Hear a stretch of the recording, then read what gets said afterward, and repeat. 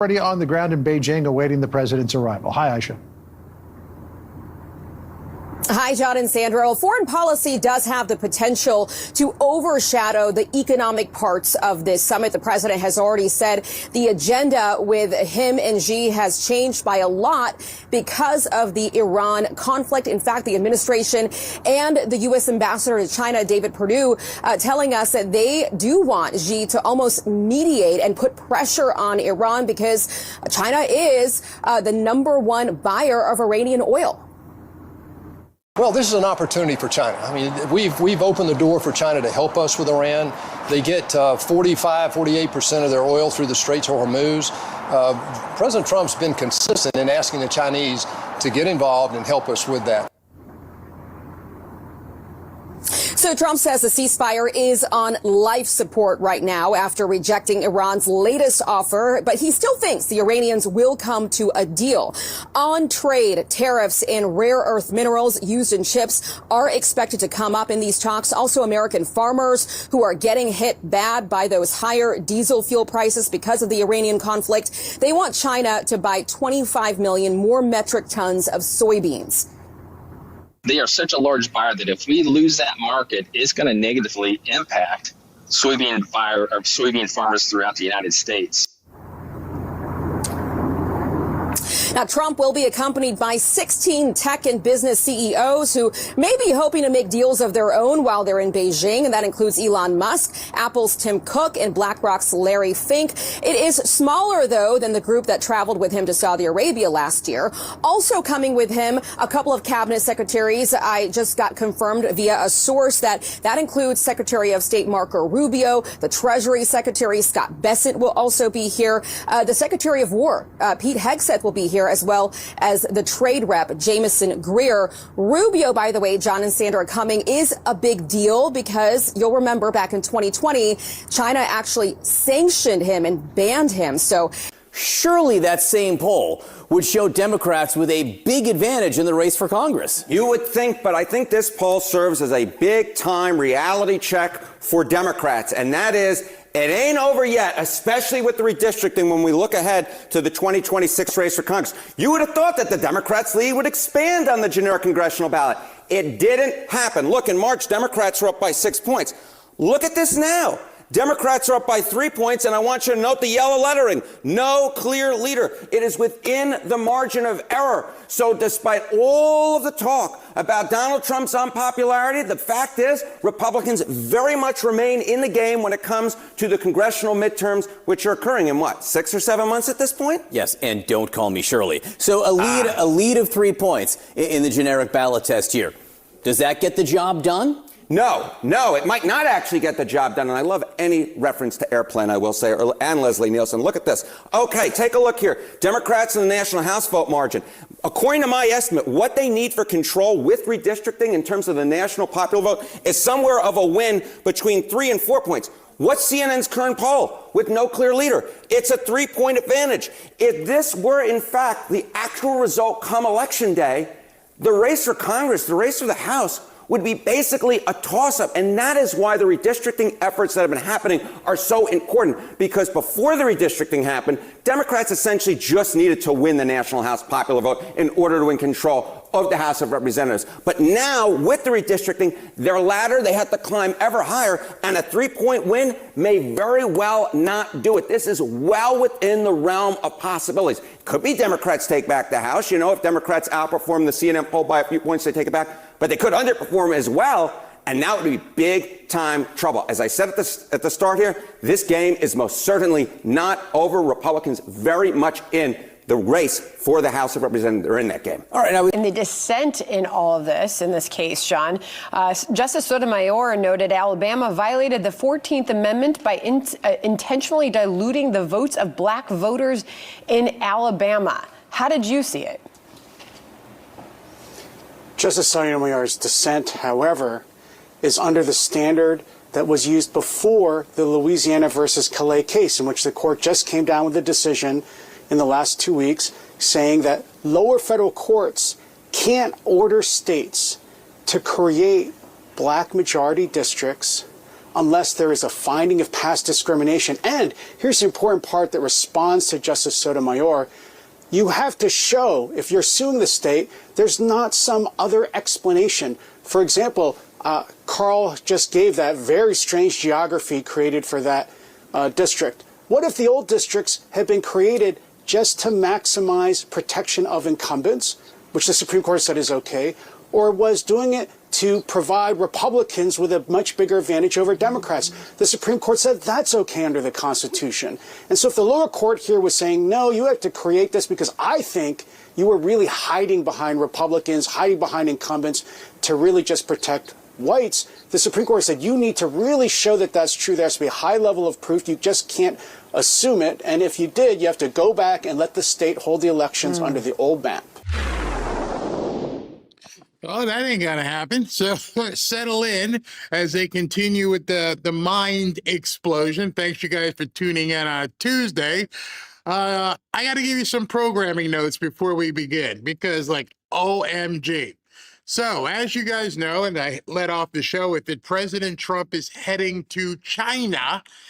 Actually, just got on a plane a little while ago and they're heading out to China. So the next few days are gonna. It's funny. I put up a poll. Hey, is 4 o'clock a good time? And 90% of you are like, yeah, 4 o'clock's a good time. Well, scrap that. Let me just tell you. I know SB's going to be listening to this as well.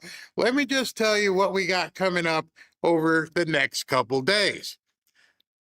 President Trump going to China. Tomorrow is Wednesday. And Ashley and I were looking at this and going, oh my gosh.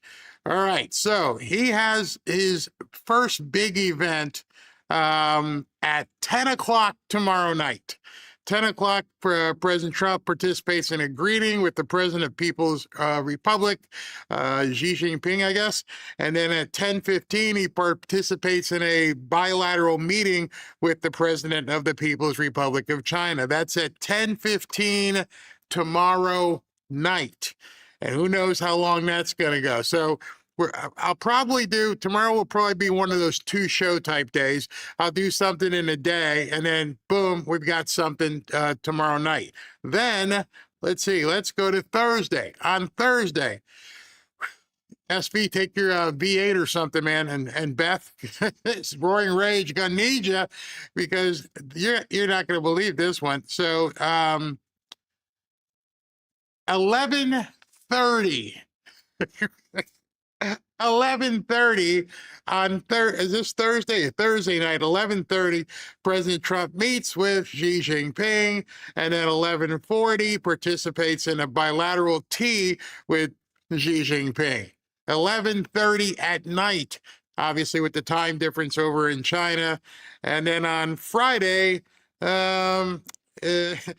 midnight. President participates in a bilateral lunch with the President of China, Xi Jinping. Midnight. So, when I say, hey, is 4 o'clock a good time? I wanted to let you guys know the next couple days are going to be crazy. So take your vitamins, get your B12 shots, whatever you do, get some beauty sleep. I want you to join me in a obviously absolutely historic meeting with President Trump heading to China to meet with Xi Jinping. Going to need some prayers, going to pray for his safety. This is going to be a monumental trip, especially with everything else that's going on right now. So, we're going to be up late for those of you who want to join us. If not, you'll be able to join us on replay if you don't want to show up with the late nighters. Take your coffee, do whatever it is, some no-dose, get out here and support your president tomorrow and the day after, late at night. So we got that. So I had it, as always, I get a show planned, I get ready to go with something, and then President Trump gives a call, hey, yeah, we're not doing that. What are we doing? Oh, okay, yeah, it lets me know we're doing something else. And so President Trump stepped out today on his way to China, and he spent about 18 minutes talking to the press, driving them crazy. I'm going to play that, and there's a section in here that I got to jump in because, whew, man, he talks to one reporter. He with his 6'2" plus frame, 6'3", he leans into her. He goes, "You're a friggin' idiot." He didn't say those words, but you could see it on his face. You're an idiot. Like, I loved it. All right. So without further ado, we'll pick up the show after President Trump is. Well, let me say hi to SB. You there? Hey, man. Hey, what's up? Hey, I love that. that schedule, man. That's awesome. Man. Sleep is highly overrated. It has been overrated. I don't sleep much anyway. Oh, my gosh. I'll be ready. And here's the thing with it. If he can do it, I can do it. That's how Absolutely, I look at me it. too. If that 78-year-old man is getting on a plane, flying halfway across the world with all the time thing that he has, I can even though he's flying on basically a flying suite, still he's still 78 years old, and just the hassle of going all that way. Woo. And then he's probably out, I don't know, people say he doesn't even sleep on Air Force One. They just see him walk down the hall. Hey, you guys ready to talk? And I'm like, no, man, I'm trying to get my nod on here. Yeah, I rocked it one time. He does not sleep a lot. I think he only does they say he only sleeps a few hours a day. So wow. That's amazing. It's amazing. All right. So if he can do it, I can do it. I'm going to definitely I can do it too. Yeah. And the rest of y'all can do it as well. All right. So let's get up. All right. Let me get to this. All right. This is President Trump on the lawn, greeting the reporters before he gets on the plane.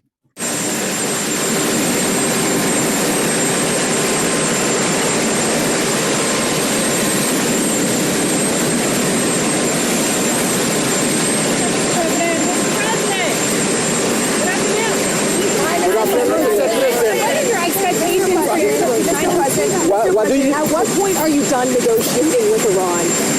Well, we're going to see what happens. We're only making a good deal. Their military's gone, it's wiped out, and we're only going to make a good deal, and we'll see what happens. But I believe that one way or the other, it's going to be very good for the American people, and I think actually very good for the Iranian people. Are you reconsidering the Pakistanis as mediators?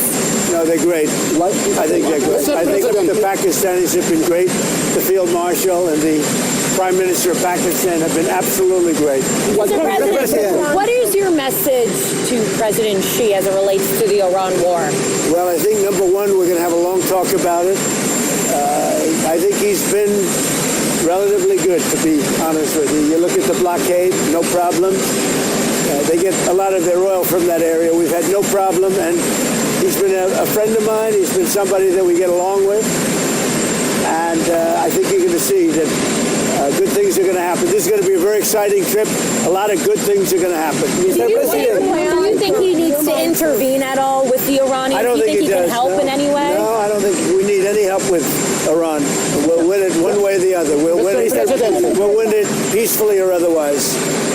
Their Navy's gone. Their Air Force is gone. Every single element of their war machine is gone. They've killed a lot of people. They've killed 42,000 people at least over the last month and a half. We win. Mr. President, no matter how you cut it. Mr. President, what do you think? Do you believe, Mr. Kurdi, sir, Mr. President, do you believe your visit to China will impact of international economy and price of oil? It's going to be a positive. We're going to have a very good meeting. I spoke with President Xi. We both look forward to the meeting. It's going to be great. Mr. President, Mr. President, what is going to be your red line to end the ceasefire for you? What will it take to pull the plug? Well, we're going to see, and we'll be thinking about it on the flight, and we'll be thinking about it for the next little while. But we've beaten their military very soundly. That's over with. The blockade is very effective. It's been 100% effective. And one way or the other, it's going to work out very well. It's going to work out very well. I think you're going to have so much oil, you're going to have a gusher of oil like you've never had before. So when oil goes up a little bit, I thought it would go up much more. If you go back 3-4 months ago, when we were contemplating, we assumed oil would go much higher. Yesterday it was at $99. And if you think about it, I would have taken that all day long because it's very simple.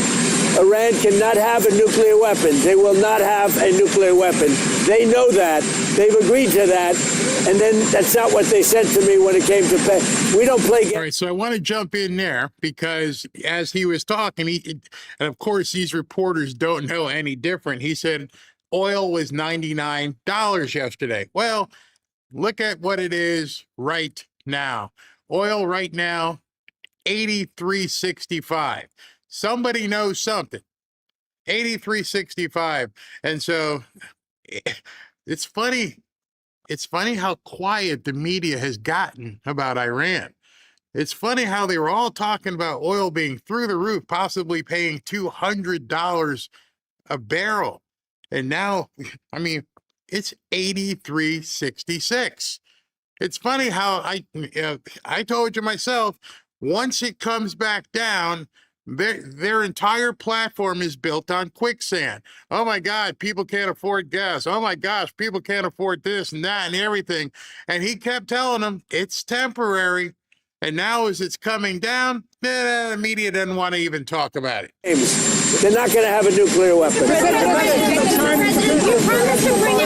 President, you promised to bring inflation down. It's now at its highest level in 3 years. Are your policies not working? What's happening? Policies are working incredibly. If you go back to just before the war, for the last 3 months, inflation was at 1.7%. Now, we had a choice.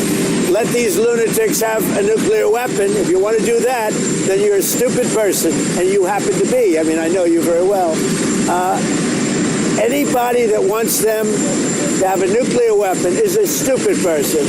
So we said we're going to take the greatest stock market in history, and we're going to go down a little bit. And actually, that turned out to be incorrect because our stock market is now at the highest point in history, which frankly surprised a lot of people.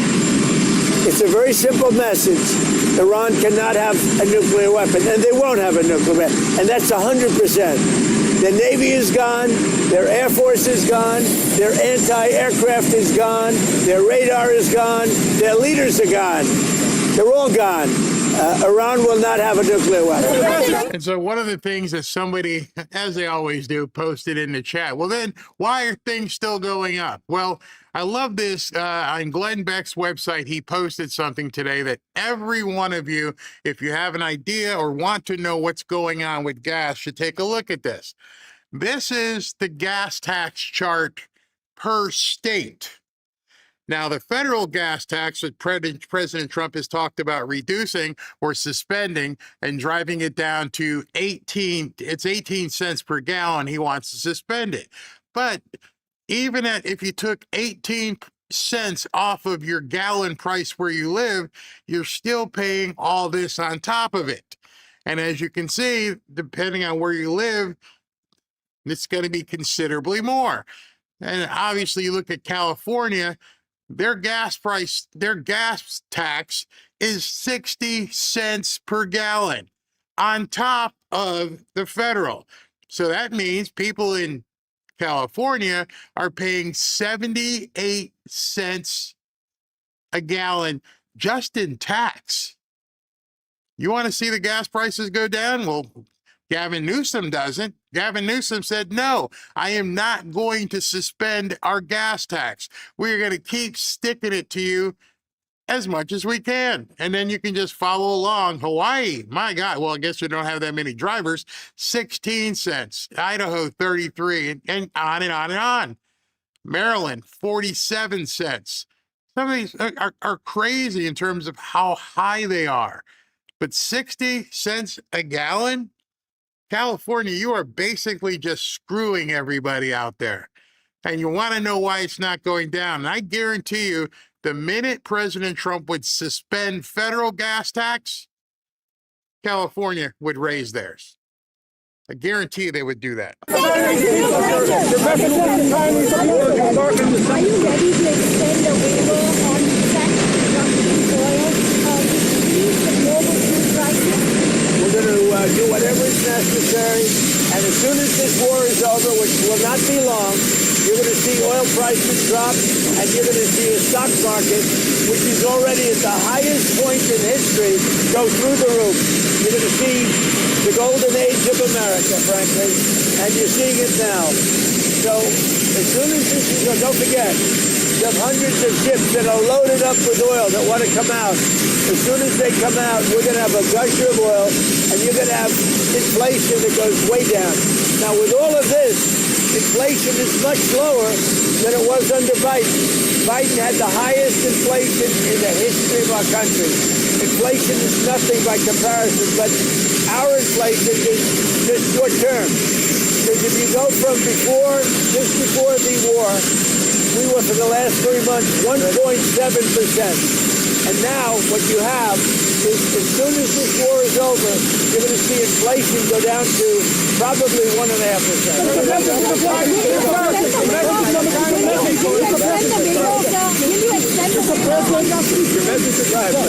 Thank you so much, Mr. President. Mr. President, yesterday you said the Delta clearance Iran was security for themselves. A U.S. military official said that the Kurds have not received any arms, and the Kurdish folks the parties are denying receiving any arms. The officials are wrong. The message is Chinese people, sir, and the summit.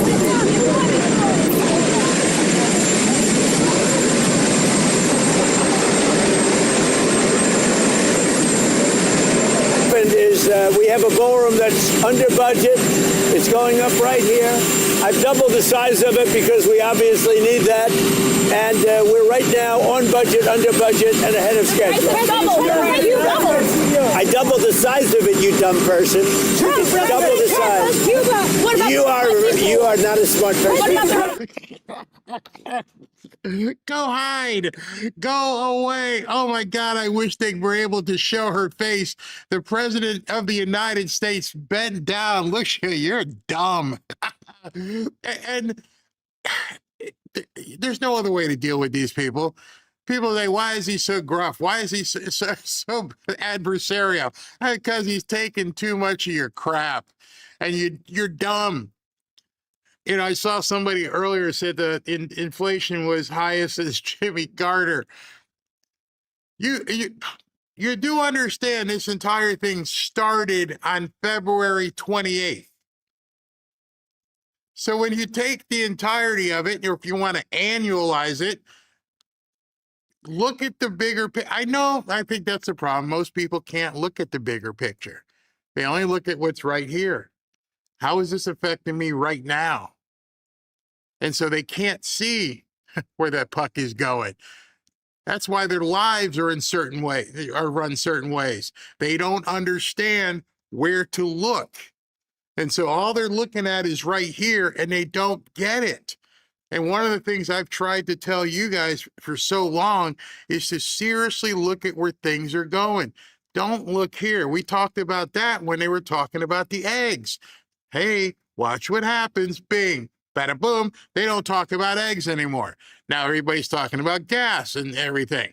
And I'm like, don't look at that. Look at where things are going. Speaking of looking at things where things are going, I showed you the oil price, right?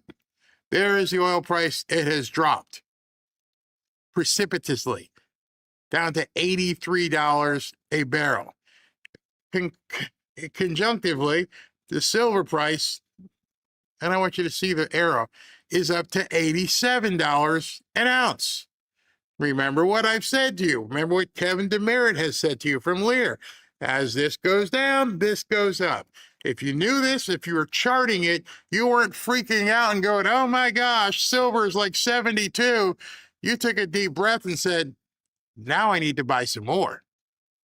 Now, I know this is a temporary war. I know how things are going to go. It's already been charted out. And then look at what other people are doing. Look at the chart. Look at the price. It was down and it's shooting right up. It's very easy to time the market when you know what you're looking for. The media doesn't want you looking for it. The media wants to tell you everything is bad. Everything is awful. Oh, it's unbelievable. We've got such high inflation. And then real people who do things and they're out there and they're having fun and they're living their lives understand the difference between what they're telling you and reality. Let me just paint it a different way. if you had bought silver when it was 72, I don't know, a week ago, you'd be up. You would have made money during the so-called bad times with the war. Here, look for yourself. Here's a 30-day analysis of what silver alone has done. 30 days. See way over here, I'm hovering, it was $76. Over here, it was $72. And now it's on a complete, just in 1 month, you would have gained 15% value on your investment. But too many people cry and whine. I'm not saying you are one of them. I hope you're not one of them. And I don't have a crystal ball on my desk. I just listen to President Trump. I listen to what he says and what he's doing. I understand what he's doing. I have confidence in what he's doing. And then accordingly, you just make your moves while everybody else is trying to tell you, don't listen. They're trying to tell you it's awful out there.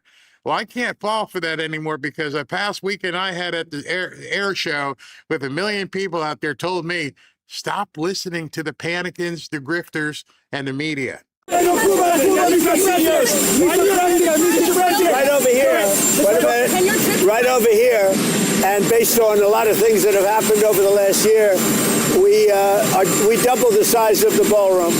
So we're going to have a ballroom that's appropriate for the White House. We doubled the size.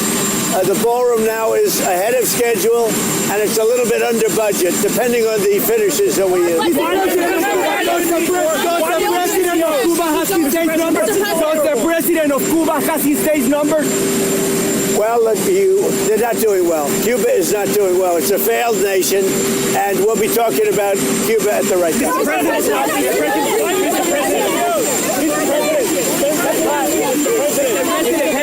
About Venezuela. Some Venezuelans are concerned that there are some political prisoners still in their prison. Would you do something about that? We're going to get them all out. And I'll tell you what, Delphi's doing a great job. The people of Venezuela are thrilled with what's happening. They can't even believe it. They're dancing in the streets. And as you know, we have Exxon, we have Chevron, we have all of the big companies going in.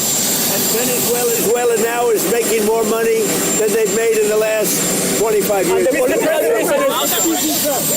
know, they let a lot of the political prisoners out, and the rest will be coming. Thank you. Did you ask Marty McCary to resign, sir?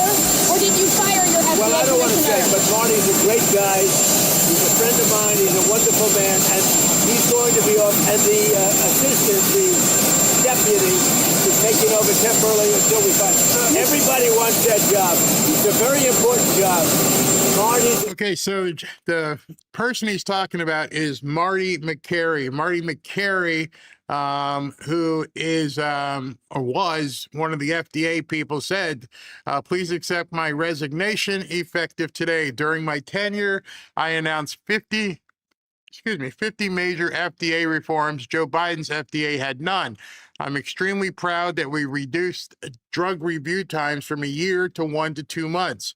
I wrote new guidance to advance psychedelics, introduced a new plausible mechanism pathway for rare disease drugs, and changed estrogen labels to tell women the truth about menopausal hormone replacement. It's been an honor of a lifetime to serve you as FDA commissioner. I am forever grateful. Respectfully, Marty McCary. When I met Marty McCary when we went to Washington, you could tell, just like with any other scientist, doctor, or professional, that you may not agree with the guy captaining the ship, but you're going to do what the captain tells you to do, or you can leave. And so Marty, I believe he had some ideas. He wanted to see a couple different things done that weren't happening.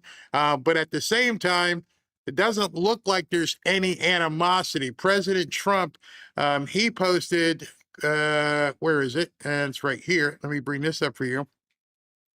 It says, I want to thank Marty McCary for having done a great job at the FDA. So much was accomplished under his leadership. He was a hard worker who is respected by all and will go on to have an outstanding career in medicine. Kyle Diamantis, a very talented person, will be put in the acting position, President Donald Trump. However, the media will, just like you're hearing, will run with nothing but negativity. Oh my God, he's out. That must mean something's wrong. Well, not necessarily. The direction that he wants to go may be a different direction than President Trump wants to go. So be it. Two alpha males, and one of them's got to be more alpha than the other. Terrific guy, but he's going to go on and he's going to lead a good life.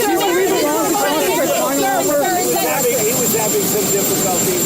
You know, he's a great doctor, and he was having some difficulty, but he's going to go on and he's going to do well.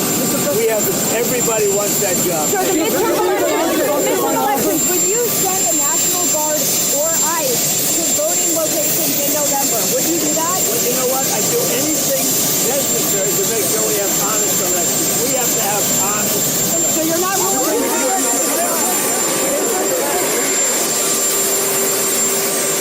So the camera jumped there, but I hope you could hear the question. The question was, are you going to send the National Guard and or ICE to the polling things in places in November? And she didn't get the answer she was hoping for, because we'll see. I want to make sure everything is done correctly, which is the answer that you should be given. I can't tell you now because I don't know what's going to happen, but everything is still on the table per se. And she's like, so you're saying it could happen? I'm saying anything could happen. Let's see how it plays out. You're already seeing the Democrats lose their minds. I expect full violence if we don't have some sort of guards at the polling places. I think they're playing into his hand, and they don't even realize it once again. With all the Democrats trying to whip people up into a frenzy and telling them you got to fight, and do this, and by any means necessary, well, I don't know. Maybe I need to protect the polling places because, they keep saying all this stuff. Idiots. Yeah, I think it's getting very close. The end of the war in Ukraine, I really think it's getting very close. China invests $1 trillion in the U.S. Will China invest $1 trillion in the U.S.? When you're negotiating with Iran, Mr. President, what?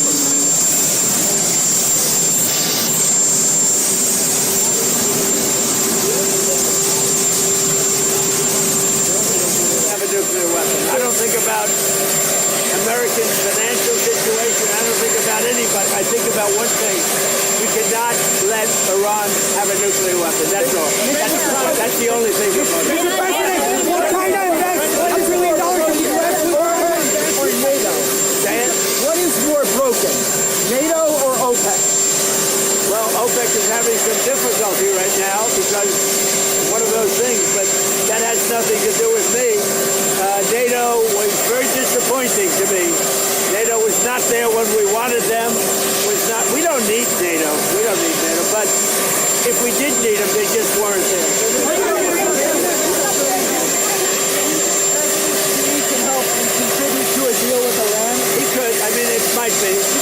I don't think we need any help with Iran, to be honest with you. They're defeated militarily, and they'll either do the right thing or we'll finish the job. They're either going to do the right thing or we're just going to finish the job.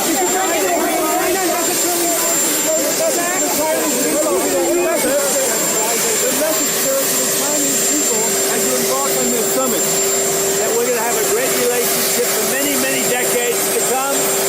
My relationship with President Xi is a fantastic one. We've always gotten along, and we're doing very well with China, and working with China has been very good. So we look forward to it. As you know, President Xi will be coming here toward the end of the year, so that'll be exciting too. I only wish we had the ballroom finished. The ballroom is right on budget and ahead of schedule, but I wish we had it finished now. You also may want to do one other thing. You may want to go see the reflecting pool because that's under construction, and for the first time since 1922, it's going to work properly. Sir, the gas tax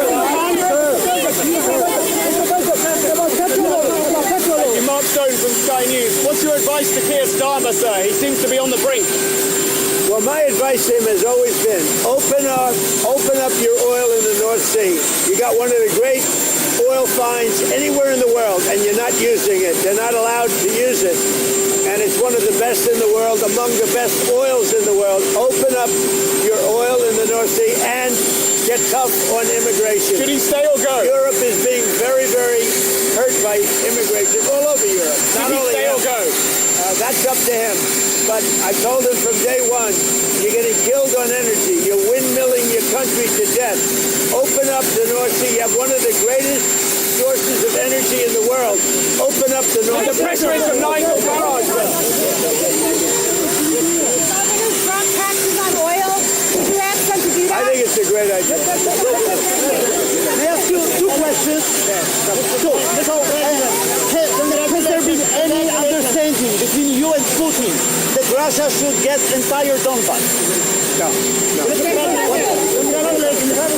Invitation to travel to Russia. Do you think it might happen this year? It could. I mean, I will do whatever is necessary. That war, I've settled 8 wars. That war is getting closer. Believe it or not, it's getting closer. And we think we're going to end up getting a settlement between Russia and Ukraine. What is the goal of your trip to China? I think more than anything else, there's a massive relationship with China. We're the two superpowers. We're the strongest nation on earth in terms of military. China's considered second. Who knows? I mean, who knows? But we are. There's nobody even to come close. And you see that whether it's Venezuela or whether it's Iran. Iran's military is decimated. I have a great relationship with President Xi, and I think it's going to remain that way. We have a lot of things to discuss. I wouldn't say Iran is one of them, to be honest with you, because we have Iran very much under control. We're either going to make a deal or they're going to be decimated. So one way or the other, we win. We're going to be talking with President Xi about a lot of different things. I would say more than anything else will be trade. Just to clarify, did you say earlier that the only thing that matters to you when it comes to Iran is a nuclear weapon? You're not considering the financial impact of this war on Americans? The most important thing by far, including whether our stock market, which by the way is at an all-time high, but including whether or not our stock market goes up or down a little bit, the most important thing by far is Iran cannot have a nuclear weapon. What about the pressure on Americans and prices right now? Every American understands. About Americans, how they're feeling about every American. Are you listening to me? Every American understands, and they just had a poll, like 85%, which is surprising. It's only that. They understand that Iran cannot have a nuclear weapon. If Iran has a nuclear weapon, the whole world would be in trouble because they happen to be crazy. They're not going to have a nuclear weapon.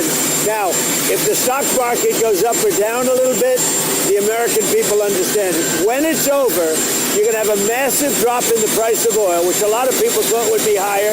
And I mean, it was $99 yesterday, which is low, which is relatively low.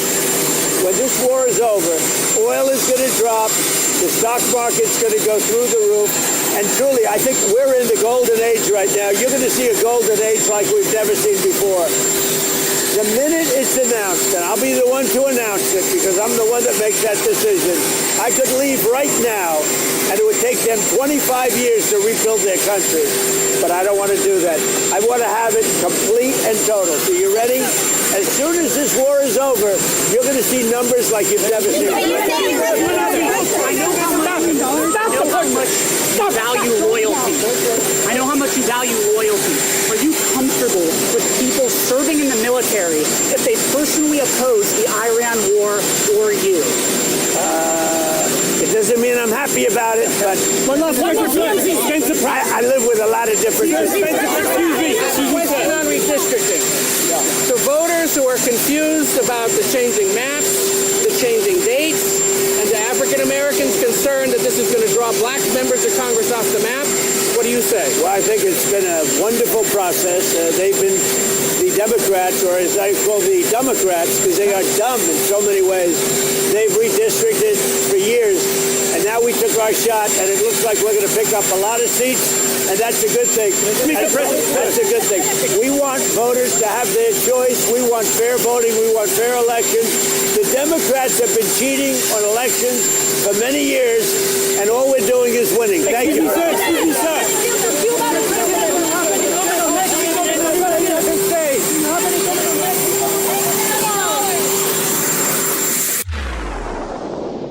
Okay, so President Trump, just to I won't say quell people's fears. It's not my job to quell people's fears. It's just my job, I feel, to continue to let people know what they're seeing, why it's being reinforced, why it's being said. President Trump, I think in that 17-minute clip, probably said, when this thing is over, you're going to see a monetary explosion. And so I'm going to ask you, you voted for the man. Some of you, like me, voted 3 times for this man. We've seen so much of what he's done actually happen. And so the only thing I can tell you is that if you trust in what he's saying, then you can make your plans accordingly. He's putting it out there. He's putting his word out there and saying, as soon as this is over, and I'm the one who will tell you when it's over, watch what happens. If he got on a plane and put out something on True Social and said, hey, guess what? It's over, and you weren't prepared, well, you're going to lose. Because there are a lot of people waiting right now to see what is going to happen. I don't want to be one of those people. I want to be one of those people who's already prepared. I want to make sure I've got enough silver and gold. I want to make sure I'm buying property.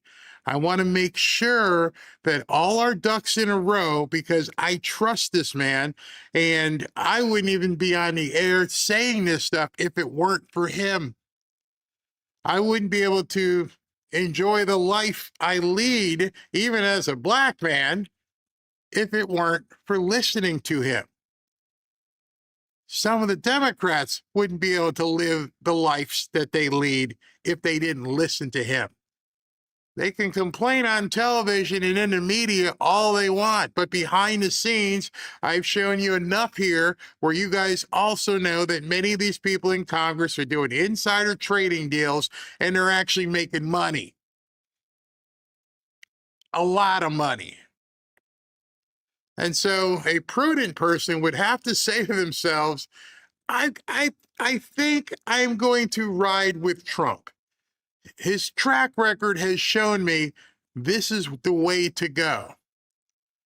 And as I showed you the numbers earlier, the oil prices are down, gold is up, silver is up, stock market is at 49,760 right now. Things are moving. He's not making this stuff up. Certain people just don't want to hear it. They're afraid. You know, with the things that he's doing, I understand how there can be some fear because it feels like you're walking on a plank and there's no net. You don't know if you fall this way or that way, if you're going to fall into the water and a shark's going to eat you. And so it feels like you don't have a net, except if you pretend and act and use your own education as your net. No, number one, don't do anything you can't afford to lose. Number two, make sure you're prepared just in case. And number three, ride with Trump. You know, they all talked about the housing market, and they were complaining about that. And President Trump posted something earlier. I wanted to show you this. It said, quote, I called for Congress to save the American dream of home ownership and ban these purchases permanently. And he says, as I said at my State of the Union address, you can see it, on February 25th, the American dream of home ownership is under attack. For example, Rachel Wiggins, a mom of two from Houston, placed bids on 20 houses and lost all of those bids into gigantic investment firms that bypassed inspection, paid all cash, and turned those houses into rentals, stealing away her American dream. She was devastated. Stories like this are why I signed an executive order to ban large Wall Street investment firms from buying up single-family homes. Also in my speech, this is important, I called for Congress to save the American dream of home ownership and ban these purchases permanently. Senators Bernie Moreno and Tim Scott have worked to ensure my call becomes a reality and have a bill which has passed the Senate with nearly 90 votes. Our Senate can't pass anything other than a raise for themselves, but they passed this with 90 votes. I'm asking Congress to pass the bill, the 21st Century Road to Housing Act, which would ensure that homes are for people, not corporations. Thank you for your attention to this matter. I thank you for your attention to this matter too, President Trump. Because as I read that, how many of you went, wait a second, did I just say opportunity? Did I just read a roadmap to making some serious ducats? Because I read it. I for sure read it and went, there's something. I see where that puck is going. 90 of the 100 senators voted yes. That means basically the House is going to be a fait accompli. But where's the opportunity in that? Well, as he talked about Miss Wiggins not being able to buy any property, that she put in 20 bids, and every single one of her bids were outbid by these big corporations. President Trump said, no, that's not the way to go. I don't want these big corporations buying all this property. Subsequent to that, you started seeing things online going, oh, the market seems to be dropping because there's, she's not working anymore. Well, when you take out those 20 types of people who aren't buying the properties, now normal people have to buy the properties, or should I say, investors like me. You see, that he just removed a crap load, a boatload of competition. Doesn't say anything about the little guy who's buying 2 or 3 or 4 or 5 houses. You're talking about big, giant corporations.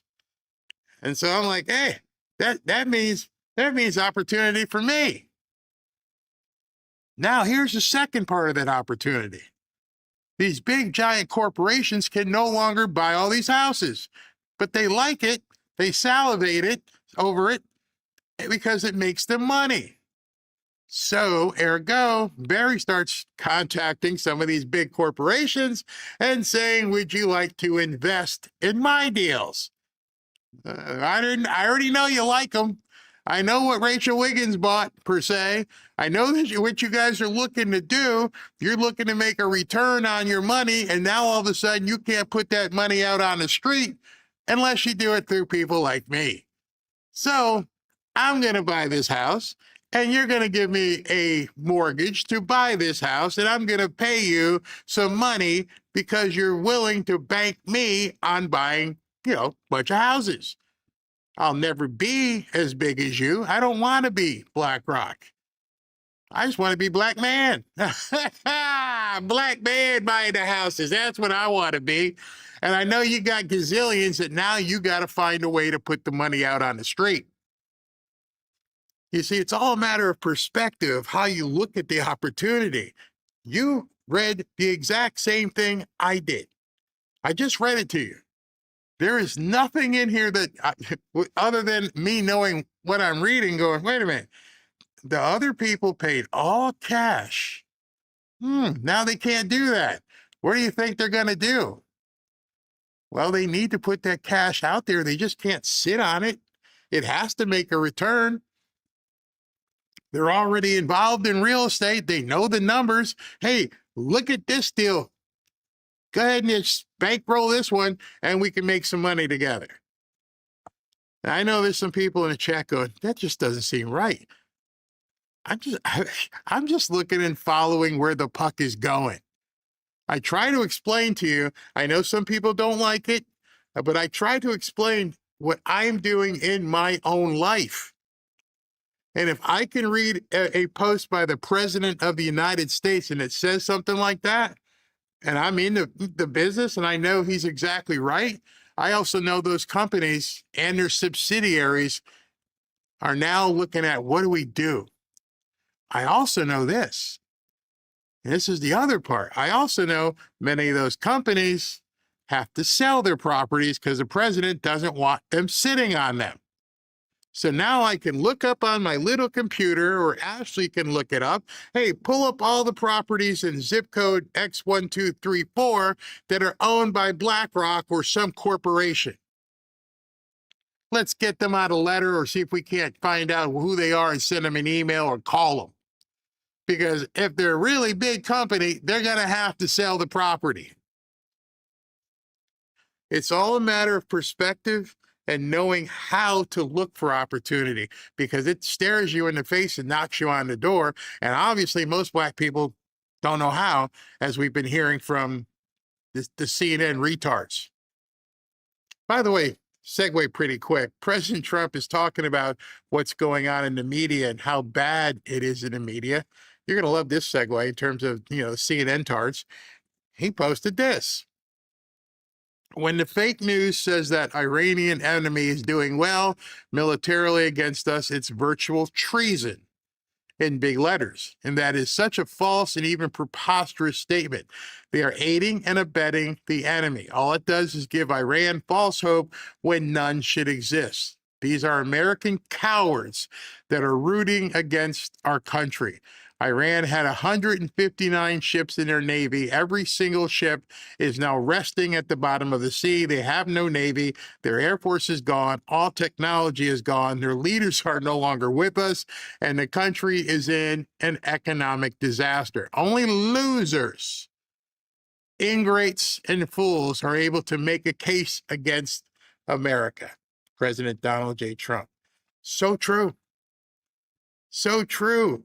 Because if you're listening to them, you're not paying attention to what's really going on. And that's just, that's just how it is.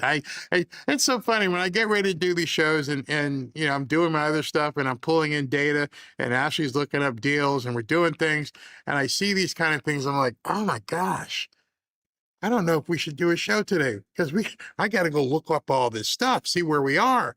And Ashley's like, well, we just got the contract on one on Saturday. Are we going to go out and look at a couple more? Yeah, it's go time. It's absolute go time. Push the pedal to the metal, go, because we don't know how long these opportunities are going to be out there. I can't tell you. Nobody can tell you. But they're out there, and the harvest is coming. It is definitely coming. SB, what you got? You got anything? Hey, there is other news other than Trump heading to China. So I want to give a shout out to my boy Kash Patel. He's testifying on Capitol Hill today.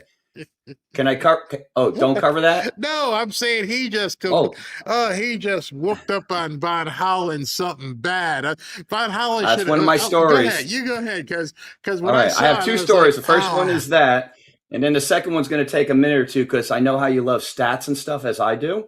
So the first one, yeah. So Kash Patel infuriated Van Hollen. He basically says, Holland goes, do you know it's a crime to lie to Congress? Patel goes, the only one who lied to Congress is you. Maybe the next time you run up a $7,000 bar tab, we can talk about it. It's in the FEC report. I'll post it right now. Hang on. Turns around to post it.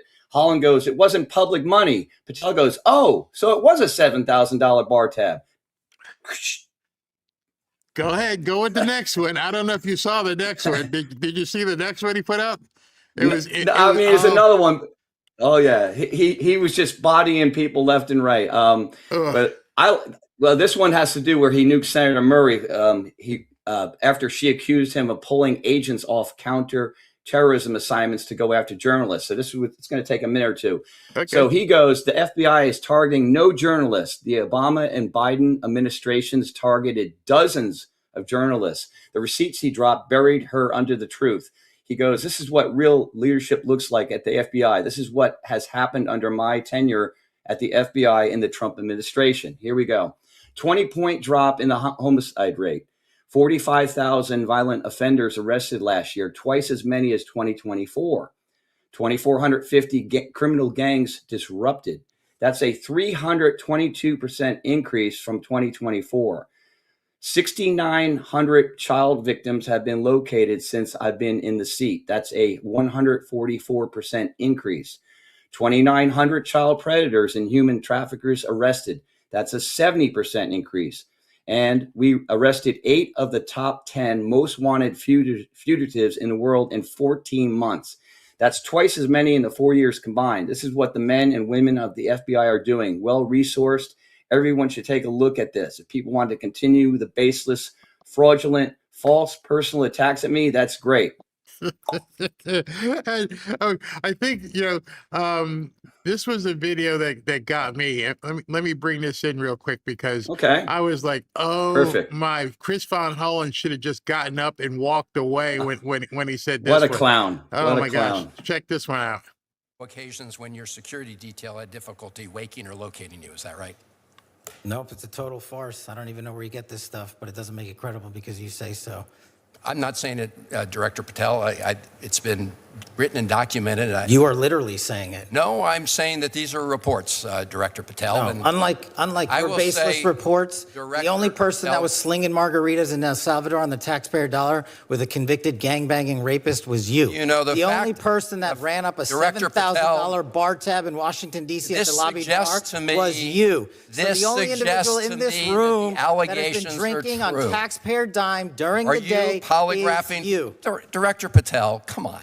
These are serious allegations that were made against you. They're in a lawsuit that you filed. You drinking margaritas with a gangbanger is true and on video. It just goes to show you running a $7,000 bar tab at the lobby bar has been filed by your own office. This goes to show drink during the day. That's you. This is the ultimate example of hypocrisy. Mr. Chairman, I will not be tarnished by baseless allegations and fraudulent statements from the media. The fact that you mentioned that indicates you don't know what you are talking about. Now, you need to get away? Oh my gosh. I don't know how you sit there. We all got the pictures of you in El Salvador having margaritas with the gangbanger. It was absolutely, oh my gosh. Barry, can we friggin' get an IQ test to get into politics, for God's sake? I mean, really, AOC is another one. Like, we can travel to the sun. We just have to go at night. And how about this? And they're showing it on Fox right now. This California mayor who had to plead guilty for being a Chinese agent. And I'm like, what the hell? I read that the other day. That Wang, the one that the China Wang, yeah. They make my job easy. I have so many stories to read. Like I could make another show. What are they doing in California? When you see the debates, you're like, how can this even be serious? You got Tom Steyer and Katie Mashed Potatoes Porter, and then I guess yesterday they went after Xavier, him. I mean, it's Karen Bass and I got some stuff to show you about the other woman. It's insane. It's absolutely insane. I tell you, Spencer Pratt, he just put out about an hour ago. I'm not going to show it, or I can't show it, but he put out another one of his little videos. It's about 49 seconds long. It's listing Karen Bass's accomplishments. Oh, it's not good. Is it AI or is it him? Oh no, it's AI, but it's her walking down the street saying what all the stuff she fixed when she has not fixed it. Obviously, it's definitely a lot of satire, but it's perfect because it's just showing exactly what she has not done. So let me check. Is there any music on it, or have you heard it? It's a little music in the back. There's music in the background, so I don't know. Let me hear it.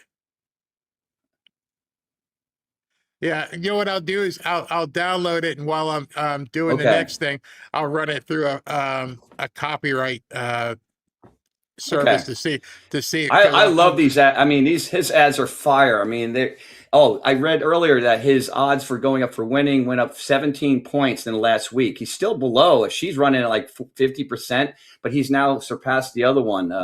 He's up to like 32%, I believe. So and then, and so what happens if you don't get a 51%? I believe then the top two get to do a runoff. But if you get to 51%, you're automatically in. So the Democrats are going to try to do everything to push her into 51%. Oh, absolutely. I mean, this is Poly Market, so you know how that is. Poly Market. I don't believe any polls. It gives you an indication. I don't believe any polls anymore. No. Especially our old buddy, right? I'm going to have to check in to see how he's doing. I hope he's okay. All right. I'll be back at you here. All right. See you later. All right. Okay. Oh, man, this stuff is just getting crazier by the day. By the way, as I was talking about silver and gold, you see the news, you see the headlines, you see President Trump talking. Major banks are still predicting that gold could climb over $6,000 an ounce, with silver skyrocketing up to $300 an ounce. The news is, and you see it with all the data centers and the AI. I don't know if it'll get to 300, but it's still going to be going up. The news is finally catching up to what I've known for years. The value of the dollar is under assault, and the demand for gold and silver. Oh, wait a minute. I've got the wrong thing up there. I happen to look over there and go, that's not Lear. Wait 1 second so I can put the right thing up there. That dumb Barry. There you go. The demand for gold and silver is exploding, but who you trust matters just as much as what you buy. That's why I personally trust Lear Capital, and that's why I buy actual metal, not paper, actual metal. They are an education-first company that prioritizes customer experience over a quick sale. And because of that, Lear has thousands of satisfied customers, over 3 billion in transactions, and offers something truly unique, a 24-hour risk-free purchase guarantee. So you don't pay unless you are completely satisfied. I don't see anybody else doing that, especially not in the metals market. So for those interested in moving some of your retirement dollars into gold and silver, it's worth noting that Lear was recently named the best overall gold IRA company by Consumer Affairs. So if you're considering gold and silver, call the best in the business. Give them 10 minutes. That's it. No pressure. See if gold or silver is right for you. Call my friends at Lear Capital. Give them 10 minutes and they'll help you get started today. 800-601-5430. 800-601-5430, or go to learberry.com and you can download a ton of the free information they have on the site to learn more. And you can also qualify for up to $20,000 in bonus gold or silver. So give them a call today, 800-601-5430, or go to learberry.com. I'll be back in 90 seconds.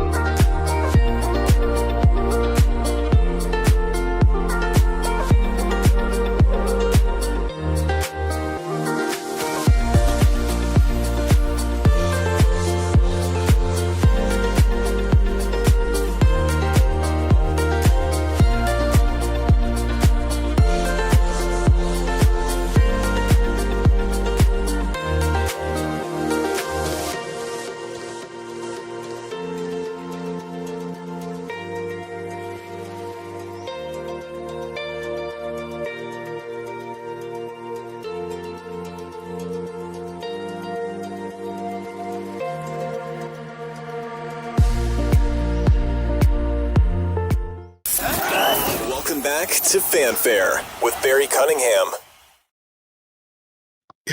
I've talked a lot ad nauseum, basically, about all this crap that's going on in the black community. I keep bringing that up to you, but it's only getting worse for these people, and they've got nothing that they can actually stand on. And I'm going to try and make today the last time I talk about this racial insanity, because it doesn't make any sense.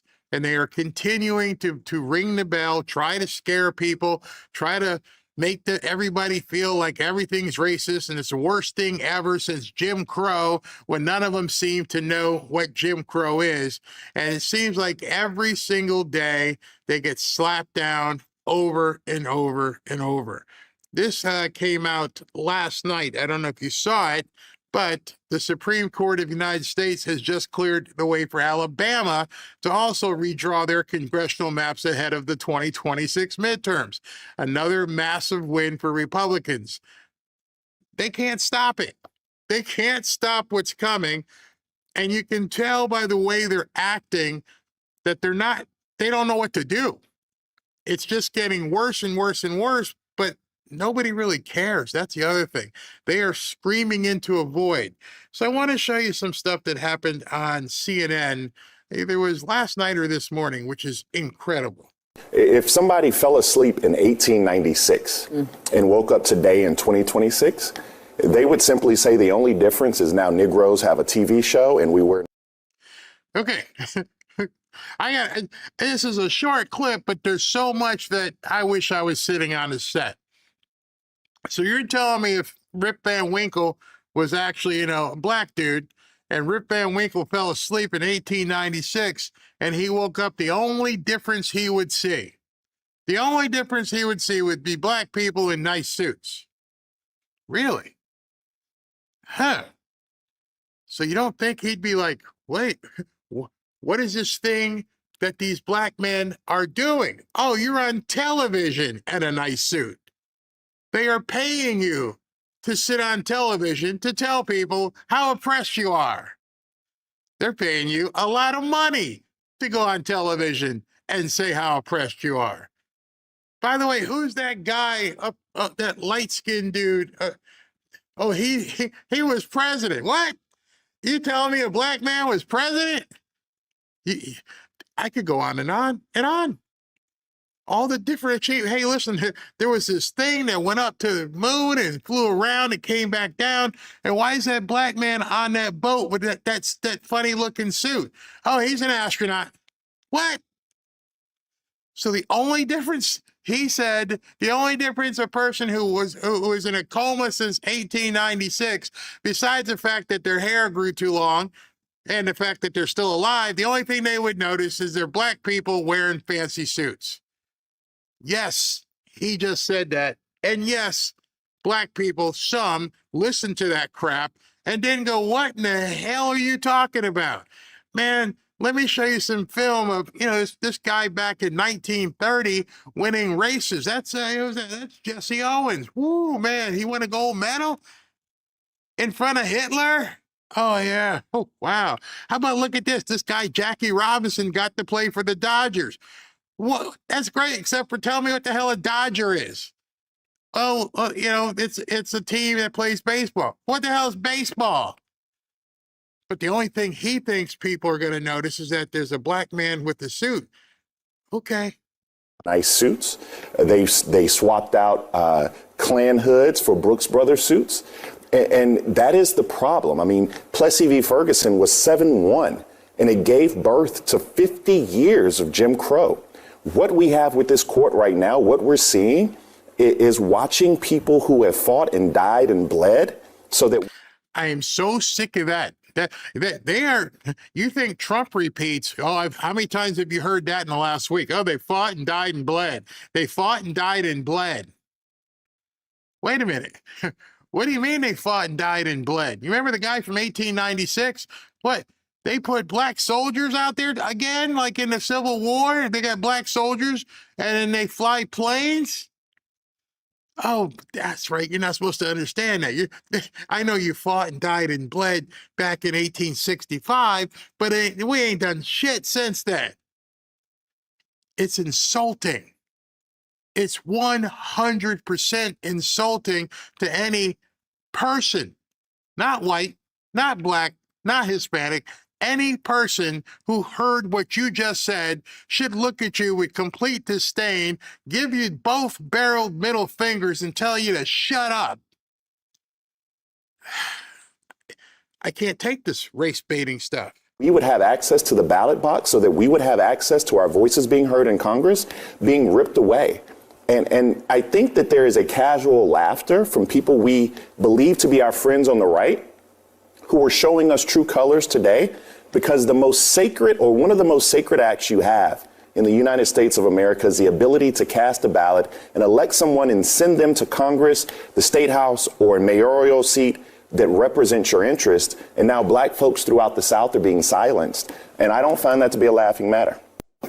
What you just said is one of the most insanely idiotic things I have ever heard. At no point in your rambling, incoherent response were you even close to anything that could be considered a rational thought. Everyone in this room is now dumber for having listened to it. God have mercy on your soul. I heard you. Oh, the people on the right, you know, they're getting a laugh out of it. Yeah, I'm black on the right, getting a really big laugh at it. Getting a huge laugh at it. Why? Because I have a brain and I know that nothing has happened to a single black person because of these rulings. Nothing. Every single person can still go vote. I can't even imagine what it's going to be like if, can you just brace yourself? Just think for a second. It's August or so, and the Supreme Court says that, you know, you can't have mail-in ballots. Or it's September or so, and they said you got to have an ID. If this is how they're acting because they think Jim Crow is back, they're going to think that the Grand Wizard is now president if you can't do mail-in ballots and you have to show an ID. Gird your loins, make sure your doors are locked and you're ready and loaded, because they will go ballistic. Right now, they're just going crazy. They don't even know what's coming. They don't even know what's next. Oh, birthright? Well, there are so many hurdles at this point. We won't win them all. I bet we lose birthright. Hey, you can have the birthright. But you know what? You can have your birthright, but I'll check you with ID. How about that?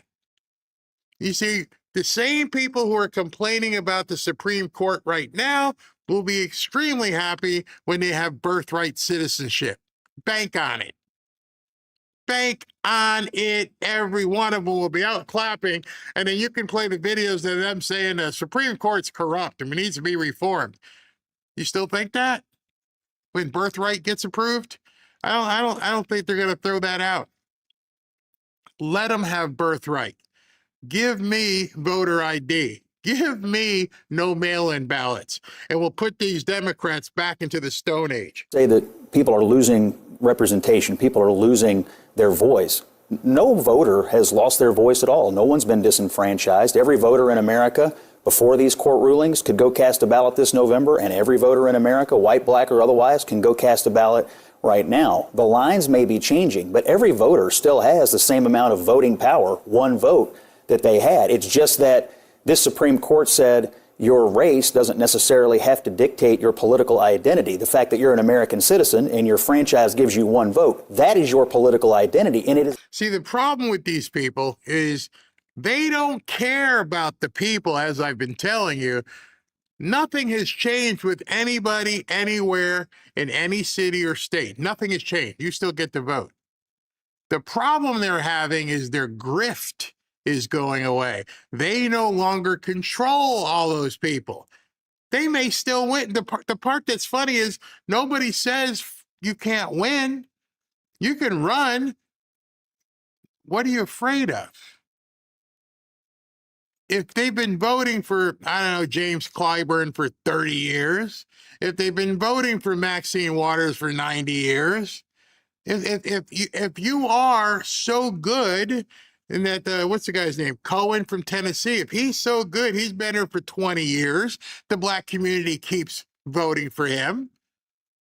I can tell you if I won something for 20 years straight, I wouldn't care what you did. You can change the color of the field. You can play with an oblong football. I don't care. I'm going to win. I've proven it. I got the history. I've been here 20 years. So why are you freaking out? Because the same people who voted for you for the last 20 years are the same people who are here now. The problem is there's going to be some competition. That's what they're freaking out about. Because I don't know if enough people have talked about that. Just think to yourself, if you're a 20-year returning champion, you're going to have to do a lot to knock me off my seat. You've seen it in football, the Celtics, the Lakers, all these teams like, hey, we're the big dogs here. You're going to have to really do something. I got Michael Jordan playing on my team. We're ready to win another championship. Bring it. No, no, you don't want that. You don't want the competition because it's very easy for the competition right now, especially if it's a black person. It's like you've been voting for this dude for 20 years and you ain't done nothing. Look at your rooms, look at your houses, look at your roads, look at everything in your neighborhood. Here's what I'm going to do for you. And I don't want to hear from this dude that all of a sudden now he wants to help you lower crime. No, he didn't do it. It's basically we're going to see probably hundreds of President Trump versus Kamala Harris type races. Remember the comeback was, well, if you want to do all this, why didn't you do it? You were vice president. He was president. Why didn't you get it done? Don't tell me today you want to make Walgreens stay here because, we're going to cut down on shoplifting. Why didn't you do it? I don't know. Why are you gonna do everything with everybody shooting each other around here? Why didn't you do it? You're blowing smoke up my rear, and it's going to be so refreshing to see somebody with a different perspective. That's what they're afraid of. That ain't no damn Jim Crow. Unless Jim Crow is, Jim Crow III decides he wants to run in your district, and it's very simple for him. Hey, I'm Jim Crow, but I'm not like Granddad. I'm here to help you people prosper. You're voting for that guy? He ain't done nothing for you. Why would you continue to vote for somebody who hasn't done anything for you? That's what their problem is. Incumbent upon both parties, Republicans and Democrats, to run people who speak not to just one constituency, but all American interests. To me, that's how the November election should be run. I think everybody should take confidence in the fact the Supreme Court basically supported one vote, one person, guaranteed in perpetuity. And the rest is just map wars. And I think we should get used to it. And I think it's, as you said, a state-based situation. All right, so now it gets really bad. Now I posted this on X because now this is where it gets really bad. The guy on screen with Kevin ain't having it. He's not going to be schooled by this white guy. Nah, I can't do it. I got to attack. I got to come after this guy. I got to let everybody know I can't let my street cred go like that. Add this to the mix. At the end of the day, the state decides at the state level. It's in the Constitution. Get over it. So the problem with that sentiment is that you were born in 1954. Yeah. Okay. You're Very popular. You're 71. Yeah. Right. In 1954, by the way, I'm a vampire. I'm during your lifetime, we've actually had Brown v. Board of Education. I remember. Yeah, Brown v. Board of Education. I don't know how you remember it. I think you were like 2 months old. But I'm not finished yet. Let me finish my thought. Drill back to 54. Yeah, because you're still alive, right? And so there's an entire generation of people. Brown v. Board, it overturned Plessy v. Ferguson of 1896. I love what he said. And your point is? You're talking about 1950 and 1960. There's nobody watching that show who was basically affected by what happened with Brown versus the Board of Education. Now, I know before you say it, well, Barry, Brown versus the Board of Education allowed you and your family to get schooled, so you were affected. Okay, but it was still up to us to get the education. And what are you saying? Are you saying black schools suck? Checkmate. Don't know what you're talking about.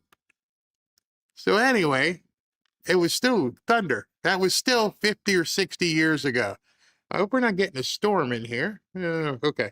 My point is that my mother was born in 1951. She desegregated schools. My father was shot in the civil rights movement. Those people. Let him finish. I'm going to finish because you're being utterly disrespectful. Not at all. So I'm going to finish. It doesn't matter. Kevin's like, what's your point? It's 2026. And you're going to give us this big, long narrative about mom and dad walked 20 miles and they had to walk past the cotton fields. What? It doesn't matter. It's just coming. So what I'm telling you is that there are people in this country who fought, died, and bled for. How many times you go say that, bro? Fought, died, and bled. Okay. Okay. Got your point. There are people who fought, died, and bled in Vietnam. There's people who fought, died, and bled in Iran in 2026. There are people who fought, bled, and died for all kinds of stuff. What is your point? The right to vote. Don't be a dick. Just understand. Okay. Bakari. You lost. You lost right there. Not only did you lose, you couldn't take it that a white man was putting you in a position where you had no way to answer. So you had to diminish the person by calling him a dick on national television. And you think that hurt Kevin O'Leary? No, man. That's scorn, that look on your face, that I'm gonna school the white guy look. We ain't having it. He didn't say anything wrong to you. And even if he did, what you just showed us is that the black man on the panel can't have a reasonable discussion with the white guy on the panel. You reduced it to a street fight when he was having an elevated discussion. You're proving his point without him having to point it out. Everybody watching right now just went, did he just call that man a dick on national television? For what reason? I'm embarrassed for him. You know, I told you when I'm talking to libtards online and I give them 2 or 3 comments and eventually, like clockwork, they explode. Hey, you're a C word, you're a house N, and they can't, there's nothing left. And so when there's nothing left to make your point, and he's probably thinking, how do I extricate myself from this? I can't. Now I'm pissed at him personally. This man didn't do anything to you personally. And as bad as Abby Phillip is as a host, she was like, hey, you can't act this way. Okay. Please. Just understand. I'm pointing something out to you. The Constitution is being upheld. Do you have a problem with that? Do you have a problem with the Constitution of the United States of America? Bakari, I'm going to stop you because I just want everybody to reset with a modicum of respect at this table. Please stop. I want you to understand that there's. And he couldn't. He couldn't reset. Even she saw it. She's like, man, you went there? You didn't strengthen. And I love Scott Jennings. He's just sitting there like, you're proving our point. You're proving our point. You've got nothing. You have no response. There is nothing that these people have. And as I've said, does that look like winning? Does that look like people who are confident in that they're going to win the midterms? Or does that look like someone who's absolutely freaking the F out? OMG, what do we do? It's not working. And this guy's just looking at me with a smug look and going, what? What's your point? It's over. It's way over. And even the host of the show had to go, okay, we get out of here. And when you look at this, you see there's another black woman sitting there. She's got to be thinking, oh my gosh, what do we do at this point? There's nothing you can do. There is a price that was paid for this right. Mm-hmm. There is a price that we uphold. And whether or not you value that, whether or not you value that or not, there are people who bled, sweat, and died and were. 4th time he said it. I don't know. He just memorized it. And I'm like, what the hell are you talking about? My father bled, sweat, and died. I don't know what you mean. What the hell does it have to do with 2026 voting? Every single person that you know, every person you walk by on the street, you go, hey, can you vote? Yeah. Yo, bro, can you vote? Yeah. You can walk past a homeless guy. Hey, kick him. Can you vote? Yeah, I think so. Nobody lost their right to vote. So what the hell are you talking about? You've been reduced to babble. You can't even make a cognitive discussion. Who cares who fought, died, and bled? I never picked any damn cotton. I never got whooped, but I still know what slavery is, but it doesn't affect my life even this much. I never go to bed going, man, there's some people who fought, died, and bled for Robin and I to live in this house. Man, I don't know what I would do. No! I don't know a black person who does that. I don't even know a white person. I don't know anybody who sits back and goes, other than one person, there is one person who sweat blood and died that we all talk about. He just happens to be Jesus Christ. You're not on that level, bro. Nobody other than relatives cares about people who bled, sweat, and died. There's an entire cemetery in Arlington filled with gravestones. There's an unknown soldier tomb where people bled, sweat, and died. And you want this guy, this white man to say, I understand the plight, bro. You're right. Imprisoned for access to the ballot box. And what we're seeing have access. what we're seeing throughout the South is that their voice, their vote, their representation, and people who have lived experiences to represent them are not being sent to Congress or where they need to go. There hasn't been anything that so what he just said is waving a white flag, throw it in the towel. Because that's what he just said. They're not being sent to Congress. I'm like, wait a minute. It is May. It's 6 months from now. You're telling me between now and November, not a single one of these black candidates who has been representing these black neighborhoods has any chance of winning now. They've already lost. It's a done dealio that every single one of these black candidates, why not? You talked about people who fought, bled, and sweat. Well, you know what? I'd be bearing that cross right now if I was in the black community and I was a candidate. I would say, you know what? Game on. All right, you're making the playing field level. I know what I need to do. I need to just be better. Otherwise, I'm going to get beat in November. Why would anybody be throwing the towel in right now and saying to the world, we're going to lose? Because that sounds suspect as hell, doesn't it? Don't each one of you think to yourself, well, what do you mean? You got 6 months left on the clock. It's not even the third quarter. Listen to it. Let me just back that up about 10 seconds so you can hear him say it again, where he actually says they've lost. And people who have lived experiences to represent them are not being sent to Congress or where they need to go. Why aren't they being sent to Congress? You see, the people who are there now are already in Congress. So you are saying in May, it's over.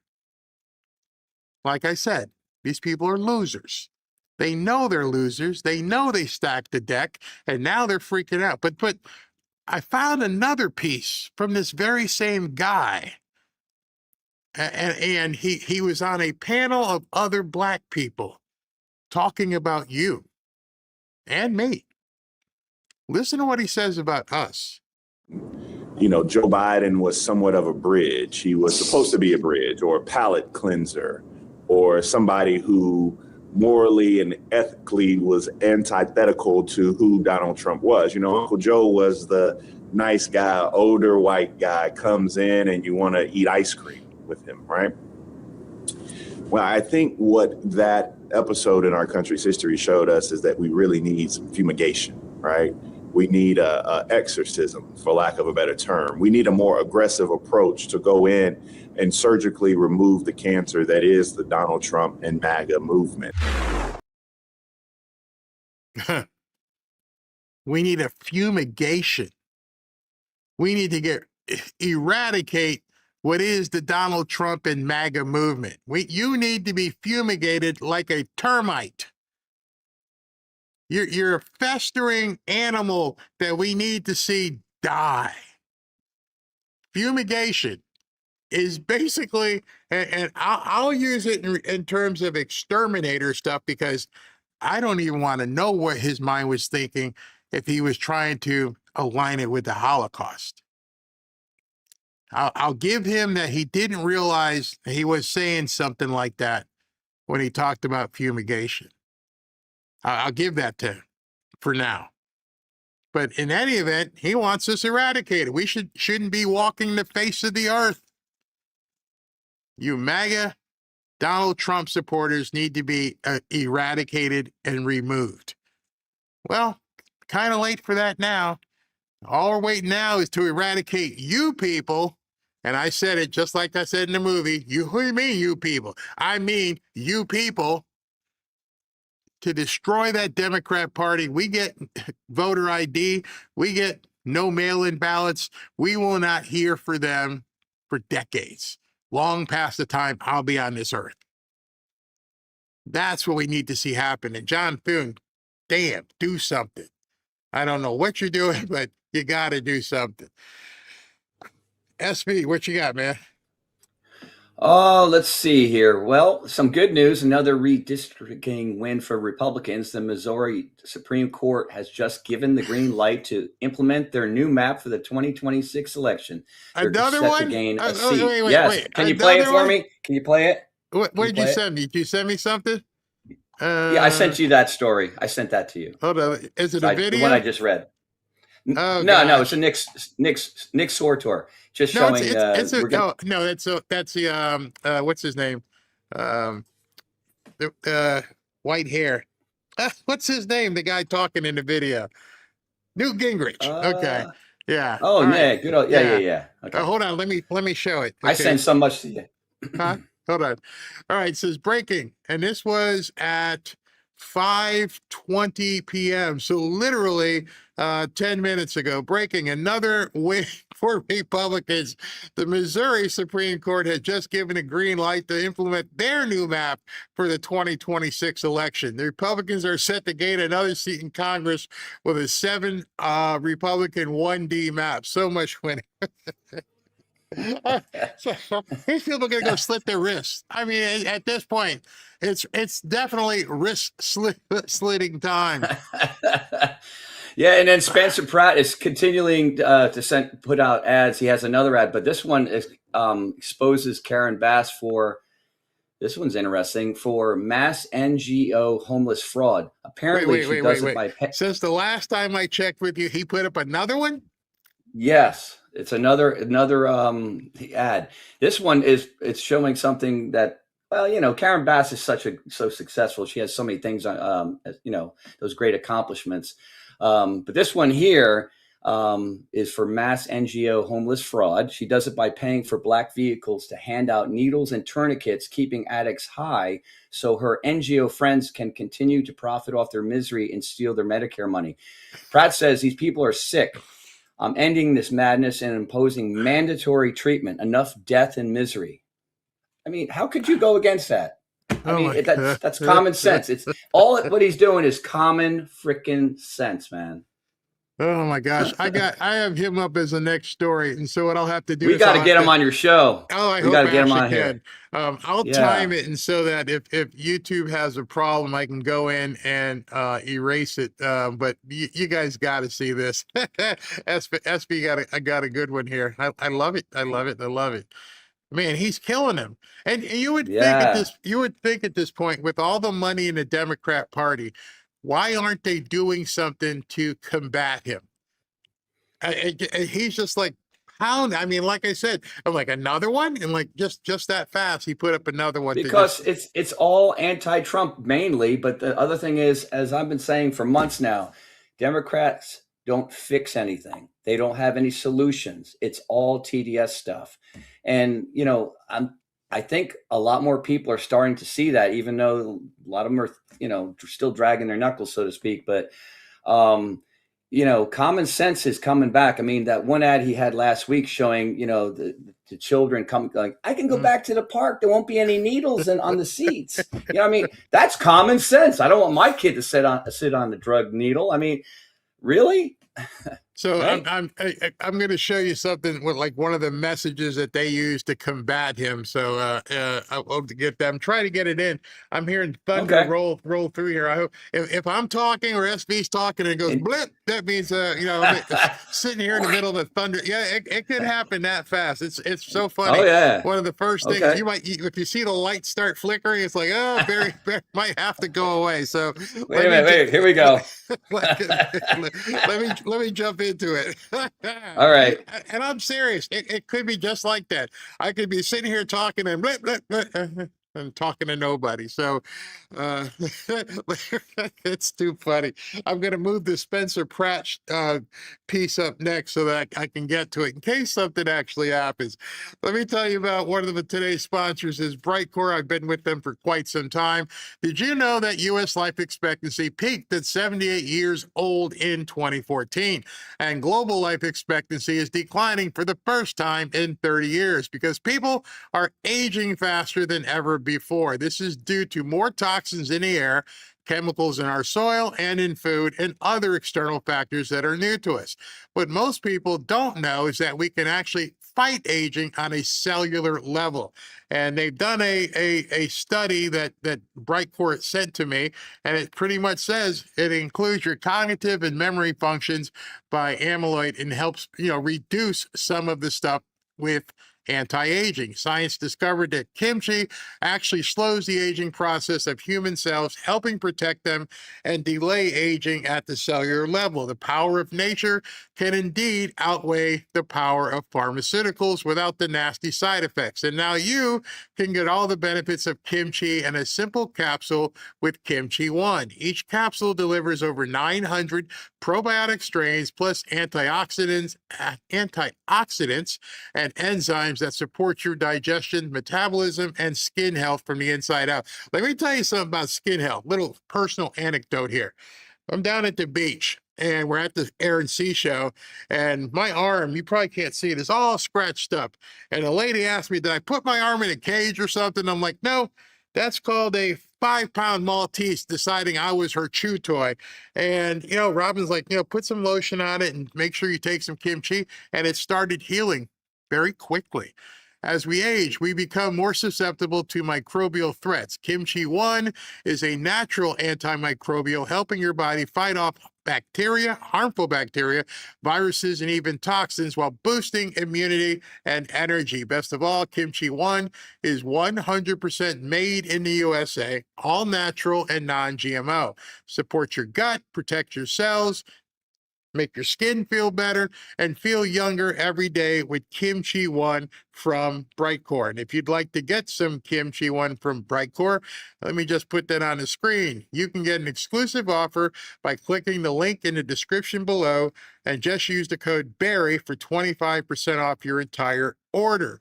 Or for an even better deal, call my friends at Brightcore for up to 50% off your order and free shipping, and give them a call now at 888-418-6738. And yep, I'm telling you, it really did work as that little pit bull I have at home. Be right back with some information on Spencer Pratt.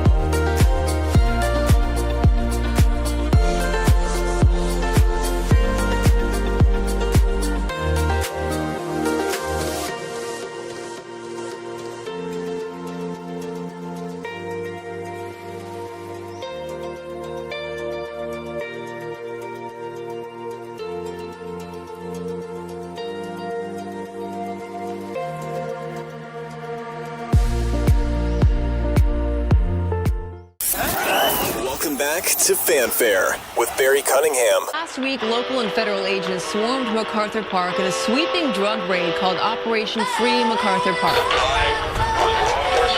The place notoriously known for open illegal drug use. It led to the arrest of more than a dozen people and the seizure of nearly 40 pounds of fentanyl and also meth. Fentanyl, meth, drugs, there's criminal activity going on here. They're doing it out in front. It's happening every day. So you see actually the city paying for people to drive around, hand out needles and pipes and other things to use drugs. It comes 4 times a day, hands out needles. People actually come here and wait for that truck to arrive.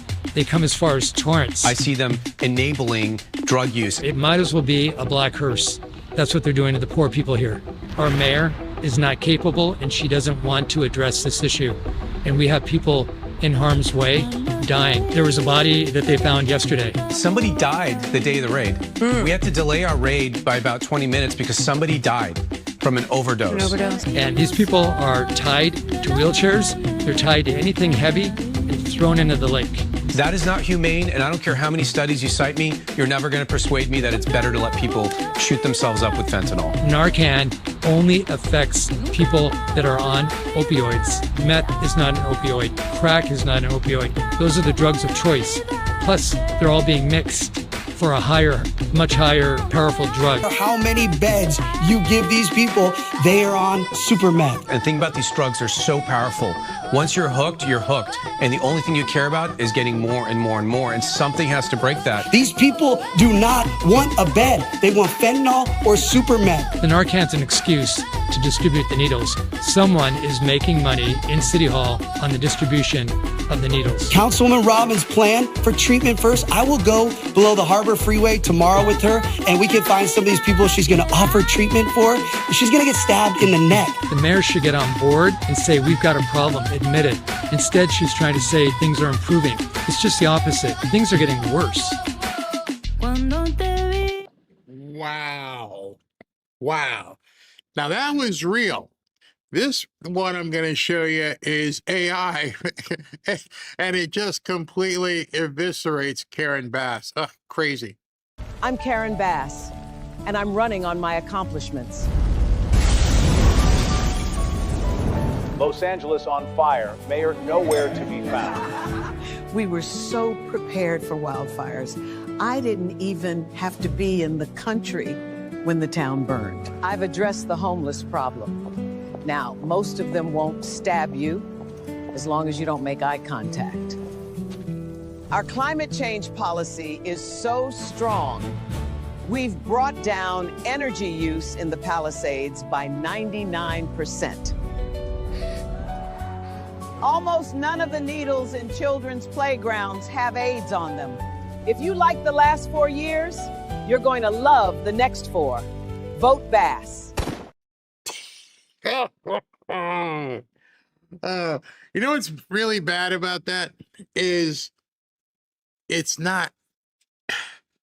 so realistic. You guys, who don't live there, some of you who do live there, yeah, there's nice places up in the hills and Malibu, but downtown, and that's the problem. They keep saying, oh, it's only a small area near downtown. That's all it is. So you've basically given up downtown. As the mayor, you have said, all this area here, we don't really care as long as rich people are having their way and Malibu is fine and, the newcomers have someplace to live. But you're basically waving the white flag on the core of the city. You don't care that the homeless are all lined up. You don't care that the drugs and the people, you don't care. How do you know you don't care? Because you would have done something about it. It's the same thing with the people crying Jim Crow, and now you're not going to have black representation. Well, you would be fine if you did something. For the life of me, I can't figure out why these people don't do something to help their constituents. But now, all of a sudden, here comes a guy, Spencer Pratt, reality TV guy, who now wants to come in and say, common sense. I just want to clean this area up. Hey, Los Angeles, are you aware that socialists in LA city government are stealing your money?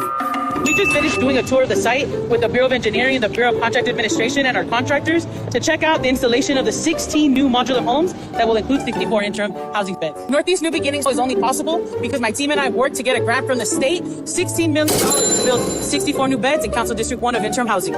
I'm sorry, what? $16 million for 64 beds? 16. I'm in real estate, and they're bragging. This woman who obviously hadn't swung a hammer in her life is bragging that she got $16 million for 64 one-bedroom things. As if that's an accomplishment. Million to build 64 new beds. That's $250,000 per bed. So let's forget the fact that the DEA reports that 90% of the homeless population in LA are hardcore criminal drug users. Especially in Los Angeles, there's a lot of it. How many people are using illicit drugs in the homeless community? I would say it's incredibly high. 20%, 30%? Of the overall problem? Yeah. Over 90%. And let's pretend for a second that these people just had some medical bills come in all at once that made them lose their job, and that they're a single mom and they just need to float 3 to 6 months of paychecks to get back on their feet, 3 to 6 months of the median income, like $15,000 to $25,000. We're spending $250,000 per bed. All right, so I wanted to break this, so he broke it down perfectly. Somebody, and the thing is, people just need a little help. They just need to get back on their feet. All right, so how many months do you need to get back on your feet? All right, so if the average pay is, I don't know, $3,000 or $4,000 a month, 48 grand a year, 50 grand a year, then multiply that times 5 or 6 months, and you come up with about $25,000 or $30,000. That's all it would take, by your own estimation, to get these people back on their feet. $30,000 tops. You spent you spent $16 million on 64 beds. That's $250,000 per person. Just give them that money and they'd be set for 5 years. What the hell are we doing? These crazy socialists on the city council are legitimately just stealing our tax dollars and doling it out to their friends, and they rub it in your face too. She jokes about covering up the graffiti with the nice painting. And obviously we're going to get rid of the graffiti and replace it with the nice paint job to make sure it's welcoming for everybody. Meanwhile, fire victims in the Palisades are getting their burned out lots vandalized by commie street animals.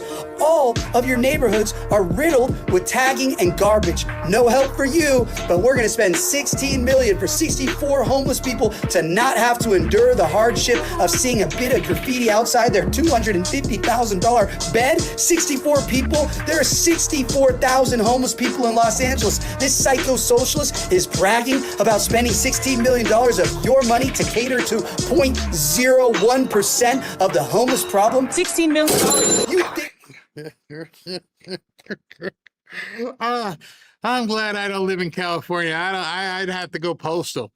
You gave that chick, who ain't missed it, I won't do any shaming, $16 million, and all she could do is put 16 little modular homes somewhere at $250,000 a piece. And nobody on the left is complaining. How is that affordable? Oh, I know how it's affordable housing, because they're not paying for it. That's what they mean when they say affordable housing. I put $16 million and we built 64 one-bedroom units. That's $250,000 each, honey. Yeah, but it's affordable for the people who live in it, and it was affordable for, what was your developer fee? I would love to see the spreadsheet on that. I would love to see who got that $16 million. I bet you the guy at the modular home place, he was counting that cash. How much do they want? Just 16. They're going to pay us 250 grand each for these things? Yeah. Oh, I can't wait to fulfill this order. That's why affordable housing is a myth. They couldn't do it for free. They expect other people in other cities to somehow create affordable housing, and California, actually Los Angeles, couldn't even do it for free. Go ahead, build something. Show me something. Show me how you're going to all of a sudden make affordable housing. Oh, we're just going to steal your money and give these people affordable housing. How affordable? It's free. These socialists have any interest in solving this? Of course not. Who's vetting who goes into these housing units? Are they drug testing? Are these just going to turn into $250,000 air-conditioned fentanyl tents? Why not? Oh, I hope not. Can you imagine? That's a great question, he said. Who's vetting the people going in here? Are they clean? I mean, when's the last time you shot up, Harry? It's been like 6 hours. Oh, okay. And where are all your buddies shooting up together? Oh, they're coming with me. They're going to sleep on the floor, in the closet, wherever. Just give them the money. I'll tell you why. Because these corrupt DSA politicians can't steal it if they just give it as direct aid. Just like the fire aid scam. They'll never give an individual direct financial assistance. It always has to be laundered through one of Austin Miller's or Nithya Raman's NPOs so their friends can do God knows what with it. It goes to these companies that make these $250,000 units. It's all a scam. And notice, this isn't just Angelinos that are being robbed. She's using state grants. My team and I worked to get a grant from the state. So pay attention, folks. Socialists in Los Angeles are everybody's problem. Goblins like Eunice are gobbling up all your tax dollars, and they are coming for more. This is how socialism starts. Vague platitudes that feel nice and soften the language so the real problems never get addressed. It's the velvet glove for the iron fist. These are just people experiencing homelessness. People experiencing homelessness? Why do they always talk like this? Why can't they? Why do they always talk like this? Oh, I love it. That's exactly. They changed the language. They changed the language and they try to make it more palatable. I was watching something on CNN and Scott Jennings was talking to some kid, and the kid's like, we don't use that kind of language here. And Scott looked at him and said, you ain't telling me how to talk. I understand you did when Twitter X was Twitter. I understand there's certain things we still can't say here on YouTube. They took your language away from you and said, this is how you have to talk. Everything is offensive. Experiencing homeless, like somebody paid for a ride at Disney. You don't experience homelessness. You're homeless. It's not like you're going to get off the ride anytime soon, or you booked a tour. Like, hey, you know what? There's a homeless tour in Los Angeles. I'd like to experience it. Robin, let's go. I can go on the experience in Los Angeles. No, they change your language so that it just metaphorically looks better. Just talk like a normal person because socialists always lie. Always. We need to end this failed experiment and put a stop to this fraudulent waste of our tax dollars. If you live anywhere in California, you need to support my campaign for mayor of Los Angeles because this theft of your tax dollars will only continue. Go to mayorpratt.com and help me put an end to this scam. $16 million. I don't even know how they get people to vote for this crap. Even if you hate President Trump, even if you hate MAGA, and you despise every single one of us, all those maggots, do you not care about yourself? You not care about your own location, your own neighborhood? Are you that so much of a limousine liberal that you're like, oh, can you roll up the shades? I care not to look at these people as I drive through. You don't care. For all the virtue signaling that they put out there, for everything that they're always complaining about this cause and protesting this, how come you don't protest homeless people on the street doing drugs? I don't know. Seems like you wouldn't want that. Unless, of course, that's what you want. We need to tax you into oblivion. We need to take as much money from you hardworking people as possible because these people need brand new $250,000 one-bedroom fake houses. Instead of taking like an entire block of bad houses and renovate them, they might have 2-3 bedrooms in it. You're going to bring in some modular fake ass house and pay 250 grand. Wow.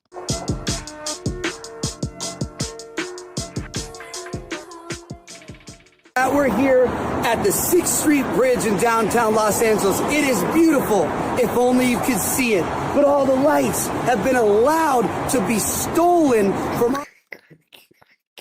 I haven't paid attention enough in Los Angeles because I don't live there. But I just love how he said that. This is a beautiful bridge, but you can't see it because they scurried up the poles and stole the lights. And obviously, they never replaced them. People keep stealing the lights.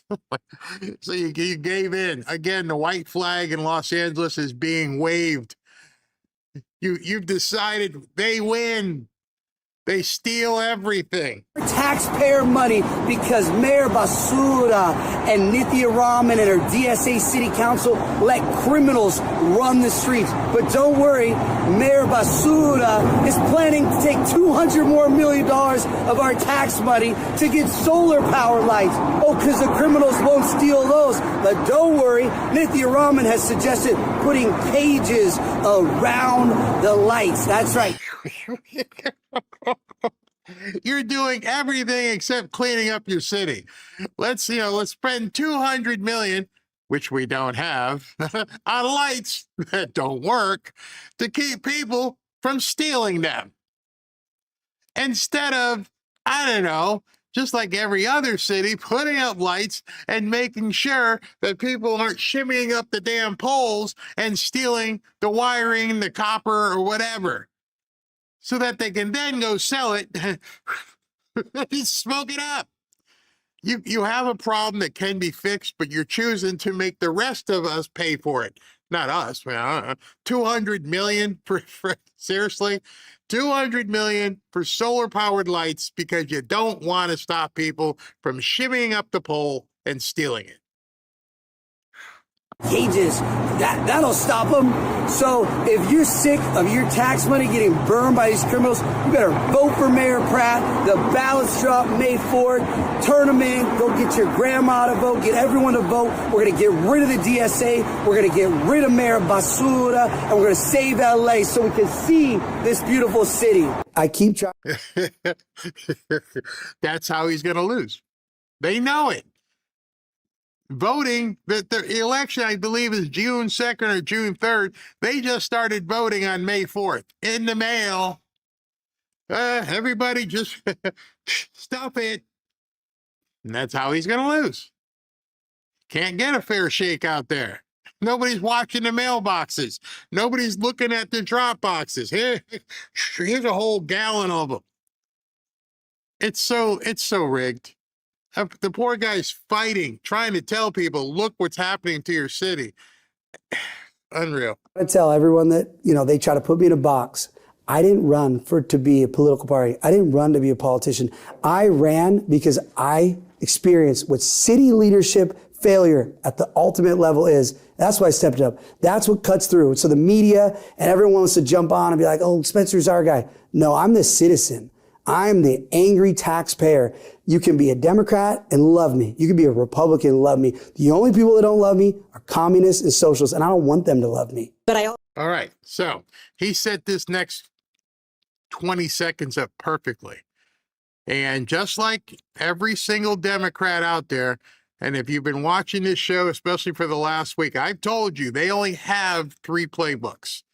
And those 3 playbooks have been Epstein, illegals, and racism/fascism. I also think it's a very real thing that we should take seriously and we need to grapple with, and we need to offer it an honest response, a response that's rooted in actually solving these problems. Otherwise, people will turn to fascism, to mini Trump, which is who I think Spencer Pratt really represents. How can people be buying this crap over and over and over? He's mini Trump and he's a fascist. That's it, huh? By the way, I ask her the same question you ask everybody else. Why haven't you fixed it already? Why haven't you got it done? By the way, why do you live in a $3 million house? Everybody else is living on the street. I don't understand what you're doing. But that's okay because he's a fascist. He's mini Trump, F Trump. That's all you got. That's all they want to talk about. It's all they want to say. It's incredible. I wish the best for this guy. Like I said, Ashley's trying to get him on the show, so maybe we can help pump him up in California. But he needs the help because they are going to throw everything, including the kitchen sink at this guy. They're definitely going to come for him.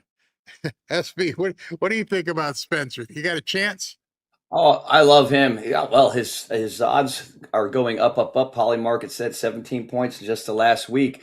I followed James Woods, the actor. Yeah. And I love it because, his house was almost burned down, I believe, during that horrible thing.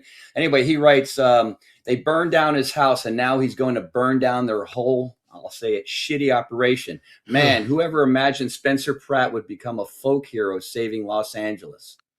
I love it. That's a great quote. And the thing about it, he's just an ordinary guy. He's not a politician who has years of doing this stuff. He just, he got burned. His house got burned out, and he's just coming after him. And I don't know. He's got a absolute top-notch media people behind him because they make these great AI videos, and it's fantastic. But I don't know if he's going to have the goods when I say the goods, the votes to overcome the Democrat machine out there. It's just so bad. Earlier, this came in. Dems accused Spencer Pratt of not wanting to destroy California. Oh, that was Babylon Bee. Babylon Bee. Yes. I think I saw that. Oh my gosh. Gets it? We got breaking news. Missouri Supreme Court upholds the new congressional map favoring Republicans 7-1, and it will be used in the midterms. Great way to end. How did it came in? It just came in. Oh my gosh. It just apparently Benny's posting it. They uphold the map. I hope they cry uncle real soon here. It's absolutely crazy. I mean, it's horrible. It's absolutely horrible for them, and I hope they just have to keep dealing with more and more of this stuff. It's crazy. All right. And so what's going on? Well, I was going to say, what's going on in South Carolina? Because this just came out 3 minutes ago. Senate Leader Shane Massey blocked the redistricting because his words, exactly, South Carolina is stronger when we have a vibrant and viable Democratic Party. Trump won that district by 24 points. What? They're playing games down there, and it's South Carolina. Rhinos. I lived there. Probably, I know it may rival Alabama, but the good old boy network down there is just so strong, and I bet you they just love themselves some James Clyburn, and what's her name? Nancy Mace is running for governor. And so I don't know how she's going to do as well, but that'll be interesting. I had to unfollow her because I just didn't like the stuff that was going on. She got crazy. I mean, it's funny. Yeah. People have asked us and asked Ashley, like, are you going to get more guests?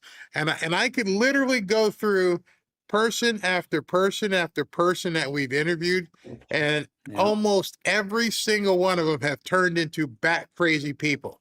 And I don't trust what people are going to say anymore. I don't know where their mindset is, where they're going to go. I mean, let me just say this about what's her name, Marjorie Taylor Greene. MTG. Yeah. So her husband, fiance, whatever, he quits his job, and then we find out that she takes off and moves to Costa Rica, buys a $5 million house with money from the insider trading that she did, and people are attacking her and everything else. And I'm like, are you surprised? I mean, with what you've seen her do and how quickly she turned, are you surprised? Trader Green. Yep. Yeah, Yeah. now you know there was something behind it. Now you know for sure somebody was paying her off. I mean, Proven. Yeah. yeah. Yeah. Now she got what she want, and she's checked out.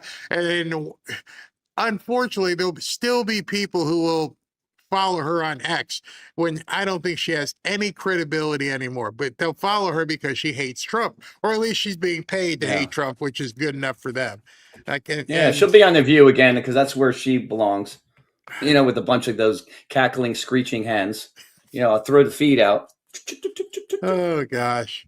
All right. So Anyway, we got to get back to common sense. That's the key word I'm using now. Common sense, law and order, back to the way it was many years ago when life was good with all this crazy crap. You know what? Common sense. One of the problems with going back to common sense is the fact of our leaders. So I'm looking at on TV, our elected leaders are ignoring common sense. So how do you expect the people that they represent Vote to them have out. any? Got to get It's rid of crazy. them. I mean, people ask me, why didn't I show Pete Hegseth's hearing or Kash Patel? Because it's the same stuff every 5 minutes. Okay, 5 minutes, we're going to have a Republican. And then for 5 minutes, you're going to try and destroy this guy. And then 5 minutes later, the Republicans are patting him on the back. And then at 4 o'clock, everybody goes to lunch and nothing happens. Nothing.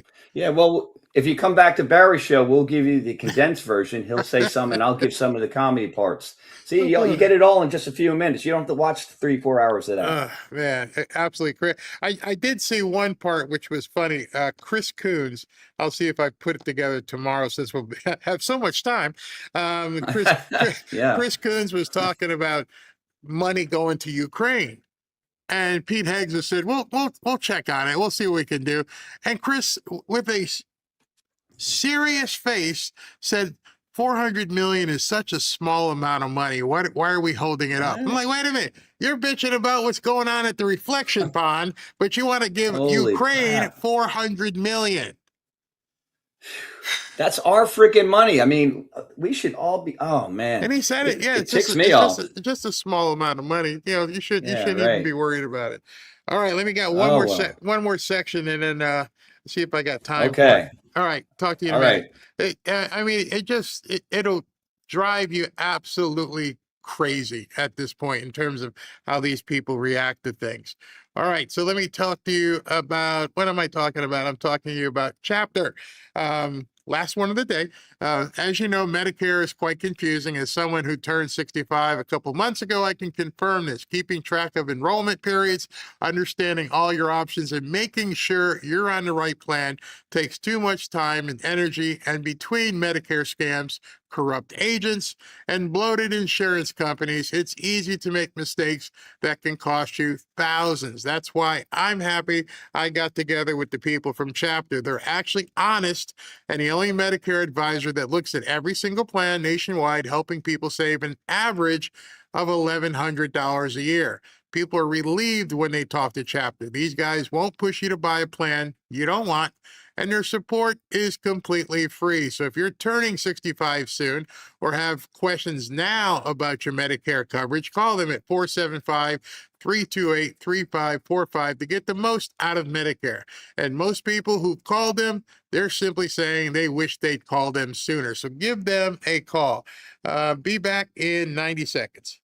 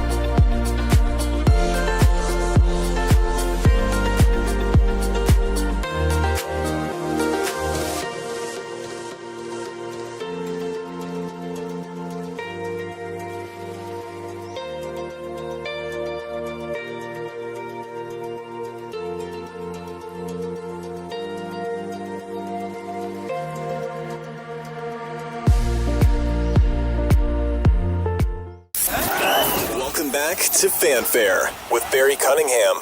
I can't believe I'm being lied to by this group of people whose sole responsibility is to hold truth to power.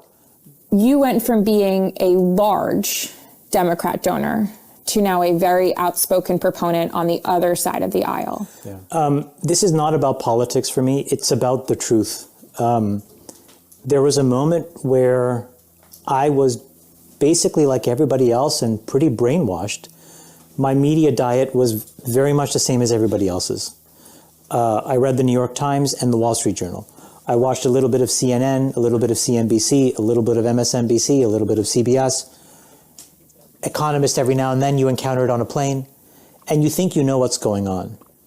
And I had a perception of Donald Trump initially from the moment he walked down the staircase in Trump Tower to announce. And then over the course of 6 or 7 years, I realized that some of those fundamental things that I was told about him were just totally false. And there was enough content online where I was almost afraid, but it started with Charlottesville. I was almost afraid to look at it because I'm like, I think I was lied to. All right, so the guy who's talking is from the All-in-One podcast. I want to say his name, but I may say it wrong, Chamath, and he's a billionaire. And he's talking to Stephen Miller's wife. This is her podcast, Katie. And he's telling you the story how he woke up one day and realized, I'm on the wrong side of the aisle here. Everything I've been told is complete bullcrap. And so you have to imagine yourself, here's a guy who is extremely successful, billionaire, part of a group of people who do a huge podcast, and they give all kinds of financial advice to people. And even he was duped by what they said about President Trump. Here's a guy whose entire life is based upon being clear and understanding what decisions to make, what levers to pull to help people make money. And he's like, I don't know what happened. These people are crazy. And then I saw it. I saw what he said, but then I saw the portrayal. I had originally believed that portrayal until I saw the truth. And then I just started to go down that rabbit hole. So for me, it was an evolution where I was like, I can't believe I'm being lied to by this group of people whose sole responsibility is to hold truth to power. The key word there is truth to power, not your perception or your desires. And when I met him, my views were softer. Well, they still are. I try always to keep optionality to be wrong, to weigh probabilities, to weigh out the risks. He had no idea of what risk meant. And that meant a lot to me because it showed me what it meant to be fearless in the market of ideas. The market of ideas. That used to be something we all promoted, the marketplace of ideas. That's what the idea behind Twitter was supposed to be before it became X.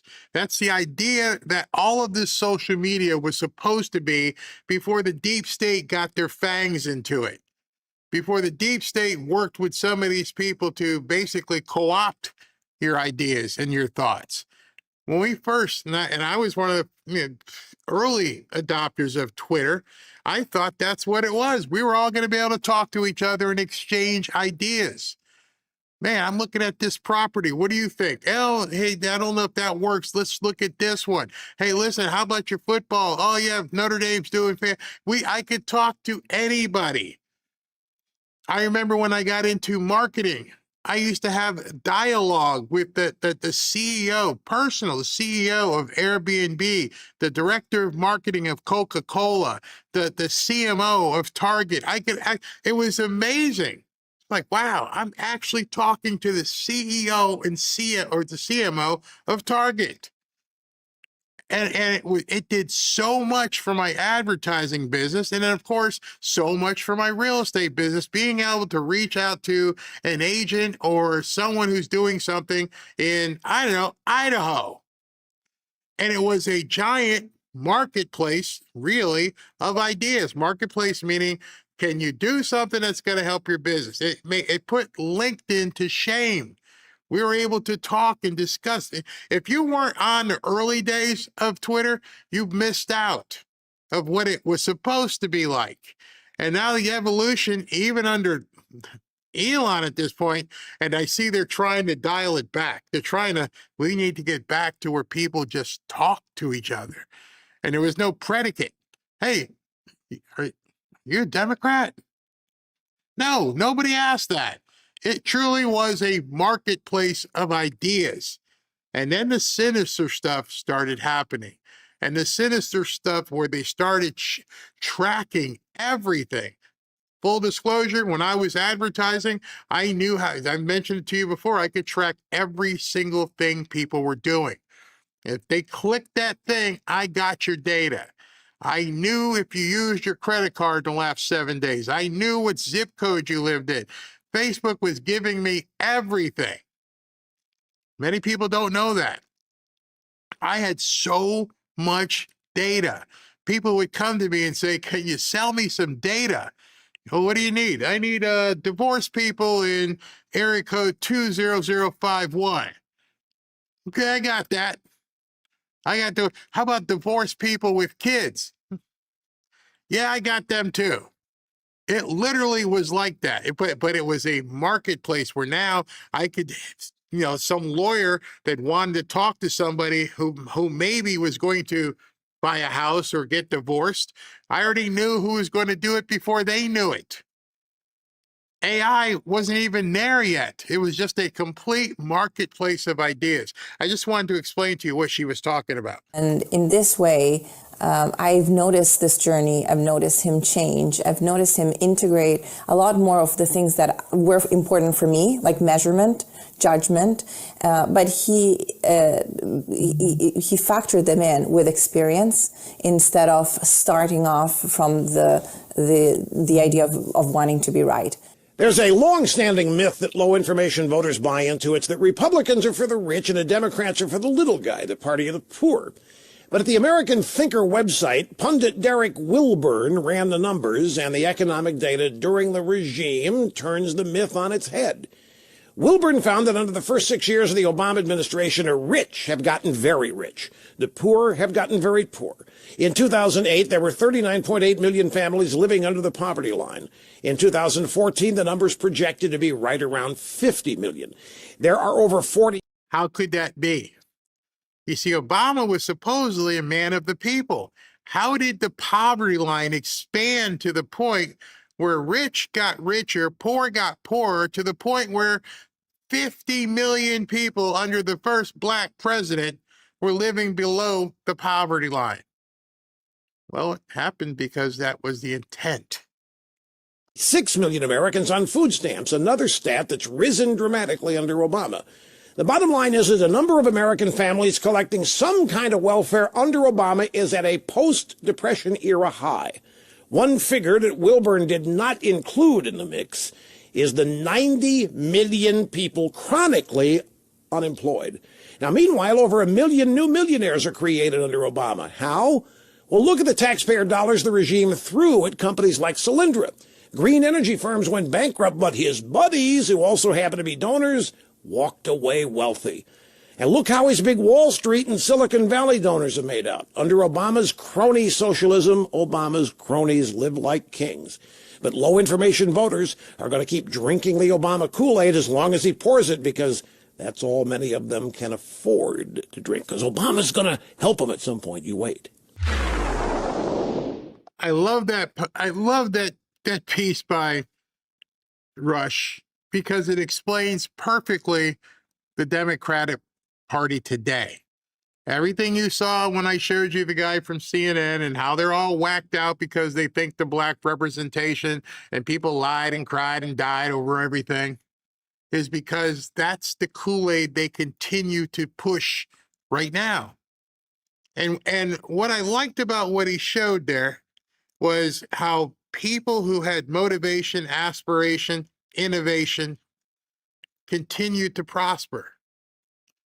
Whereas people over here who wanted to drink the Kool-Aid and get free stuff, they prospered as well in their own way. They were able to get more food stamp, more welfare, Obama phones, because the people over here were prospering in real life.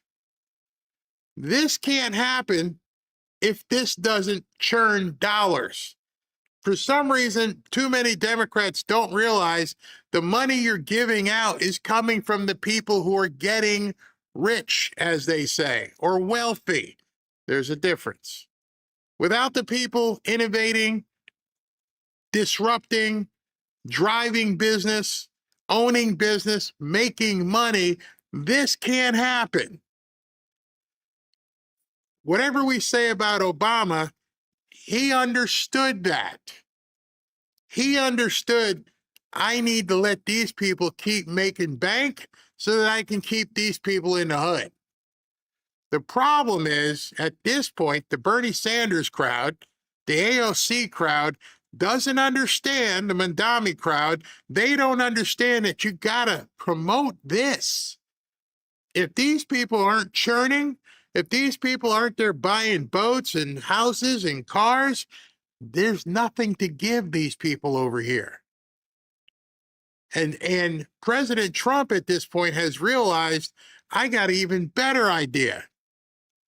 I'm going to help the people over here be even more successful. And the people over here, I'm going to take this Kool-Aid away from them and say, hey, I'm going to show you how you can get some of this. It's a completely different paradigm. You have the ability, the opportunity, and I'm going to show you how you don't need to have food stamps and the Kool-Aid and everything else. You can join some of these people. You're not going to be at the same position, but you can take advantage of what my economy is going to offer you. And it's freaking the Democrats out because there's no counter argument. The only counter argument is to tell people those people are bad. Those people shouldn't have anything, and I'll take care of you. Let me pat you on your head because I understand you're unprivileged and you can't do anything because of those people.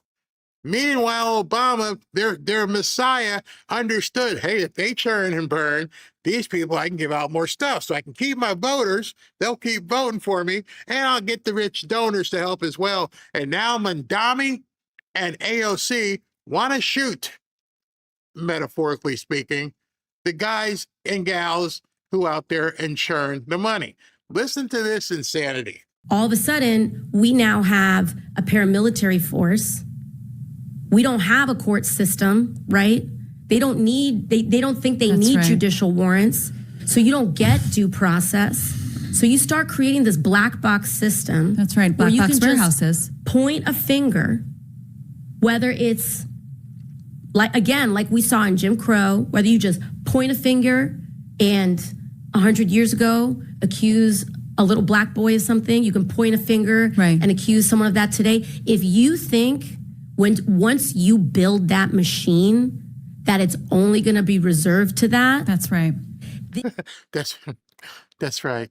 Yeah, I understand. Yeah, you're blowing me away with your brilliance. What the hell did she just say? She didn't say anything. Any other lady's like, you're brilliant. It's so fantastic what you're saying. I love it. Please continue. This eats profit. These things, ICE, it's not just ICE. It's Core Civic, it's Geo Group. Those are corporations that run ICE detention centers. Right. That's right. They are for profit. They are traded on Wall Street. And what happens... Can you believe that? There's corporations out there that make money. They're on Wall Street. Just to let you know, these corporations that somebody formed, they're on Wall Street. We can't have that. Oh my God. Is that those companies and this system is that it does not accept anything but growth. It's not even good enough to be profitable. It's not even good enough to be profitable. You have to be more profitable and more profitable and more profitable. It's not enough. Wait a second. It's not even good enough to make money. You got to make more profit. Yeah. Tell me more. And you got to make more profit. Yeah. I hear you. And what's your point? What is the point that you're making? Oh, you want to turn off the spigot that Obama was telling you how to get these people their free stuff. If you turn off the spigot on the people who want more profit, how the hell are you going to pay these people? Come on, honey. You got to work with me here. Obviously, the lady you're talking to, she ain't got no clue either. To be a profitable business, you have to keep growing those profits. And so once they've rounded up every person in this country, who do you think is next? This is the thing about, I said I mentioned genocidal frameworks before. As growing up as a Jew, as a minority where I grew up, and going to Hebrew school and learning about the Holocaust, I was like, holy shit, this is crazy. It wasn't taught in school. I'm not sure the way it's taught in school now, but the way that I've come to understand this system is that there's a spectrum of true democracy, which, like you said, Black people and Black Americans in this country have been building since they were. I would love to help you. I was waiting to see how she was going to weave in the Holocaust to welfare programs. Got no idea. As she nods along, and this is what these younger people are listening to and sopping up with a biscuit. And everybody, older boomers, what in the hell are you talking about, honey? You make no sense. None. And your other buddy over here, AOC, she's as dumb as the rocks that you're throwing at her. But the methodology of what she's saying is, I realize I'm not the audience and you're not the audience, but it's some ignorant kid somewhere who's thinking somehow making a profit is sort of like the Holocaust or something. Not captured and brought here. We weren't really a democracy until 1963, That's right. 1965. That's exactly right. Voting rights and That's civil right. rights. That's We were apartheid. Okay, honey, let me just tell you something. I was born in that apartheid, I guess. My dad came over from Jamaica and somehow started a construction company so that my little rotund butt could grow up and eat. And guess what? He brought his brothers over from Jamaica, a couple other dark-skinned bros. And guess what they did? They worked in a construction company and they did their own thing, and then they built houses and during the apartheid part of, United States. What the hell are you talking about? And how are these people nodding along? Oh, it's been apartheid. Yeah. Or then. That's exactly right. It's 70 years old or so, this system, 80 years old. And, it's there's a true democracy and fascism. And it's just about the dials, these genocidal frameworks. And they're just turning. Genocidal frameworks. I know I saw somebody like, I'm done. Don't be done. Don't be done. Don't turn it out and go, I can't listen. No, you got to listen to this. I need to come where you are and pull your eyeballs open. You need to listen to this because that's what half the country is listening to. That is specifically the genocidal framework. What the hell are you talking about? I'm 65, I'm Black, and I was never part of a genocidal framework. I'm still here, unless I'm not. But I think I'm still here. Maybe I'm living in some sort of alternative reality, and none of this is real. It's Inception, because you've ever seen the movie Inception. But don't turn away. You have to hear the crap that they're telling these kids. Turning the dials up on trans people. They're turning the dial up on the genocidal framework on Black people. And right now, the dial is being turned up on specifically Latino immigrants, but immigrants of color. And, that poem about the Holocaust about a Christian religious leader who was in a concentration camp was first they came for the Jews, then they came for and then they came for me. Who's they? MAGA? I don't know. But now you understand why the kids are so confused. That's why they're lopping off their junk. That's why they're trying to play the wrong sport. This is the kind of stuff that gets fed to them, very softly, very smiley. We're going to turn up the dials of genocidal framework. What genocidal framework? There's nobody looking to kick in my door because I'm black. What are you talking about? And, I think the story that's sold is to the white working class that they will never come for you. But they're seeing now with AI and data centers that they are coming for them. Mm-hmm. And they are coming for their homes, their water, their air, for growth, as you said. They're coming for your homes and your water for growth. Now you understand why kids are so messed up. You understand why these kids have no direction, why they're so hopeless. Because the machine's coming for you. First they came for me, then they came for this, now they're going to come for you. Who's they? This thing AI is going to jump out of a computer system and come for you? Not once during the time they were talking did any of them say, here's how you compete. See, it's easy to sell the doom when the doom is what you want people to buy. When you don't give people the opportunity, when you don't give them the answer, the hook, and all your show is like, yeah, life sucks, you're going to die, and they're going to come for you, just like with the Holocaust, which has got to be insulting to so many people, especially people here in a free country. You're never doomed. If you accept being doomed, they win. If you look away and allow them to tell your grandson and kids, that's what they're coming for you. They're doomed. Why does Barry talk about prosperity? Because I have to counteract that insanity. And unfortunately, I'm trying to counteract that insanity with people my own age who don't get it. So I know if there are some of you here who don't understand prosperity and why you should be going for it, how do you expect your grandkids to know? Because if you're turning away and Barry keeps talking about prosperity, I don't want to hear, then what do you think is going to happen to your younger people in your family? They're not going to know. When I opened up my grandson's bank account and we started putting money into his account, and he's doing so well learning how to balance his books and understand he can buy stuff and what not to buy and enjoy himself at the same time being fiscally responsible. And then my youngest, not youngest, but the middle grandchild, Ashley's middle daughter, we just opened up her bank account. And, you monitor it and, she's understanding. So if I give somebody this card thing here, they're going to give me something in return. But at the same time, it's taking a number away from what's in my account. And you learn that at 12 and 13 instead of this crap. The genocidal framework that they're tuning up on everybody because these corporations just want profit.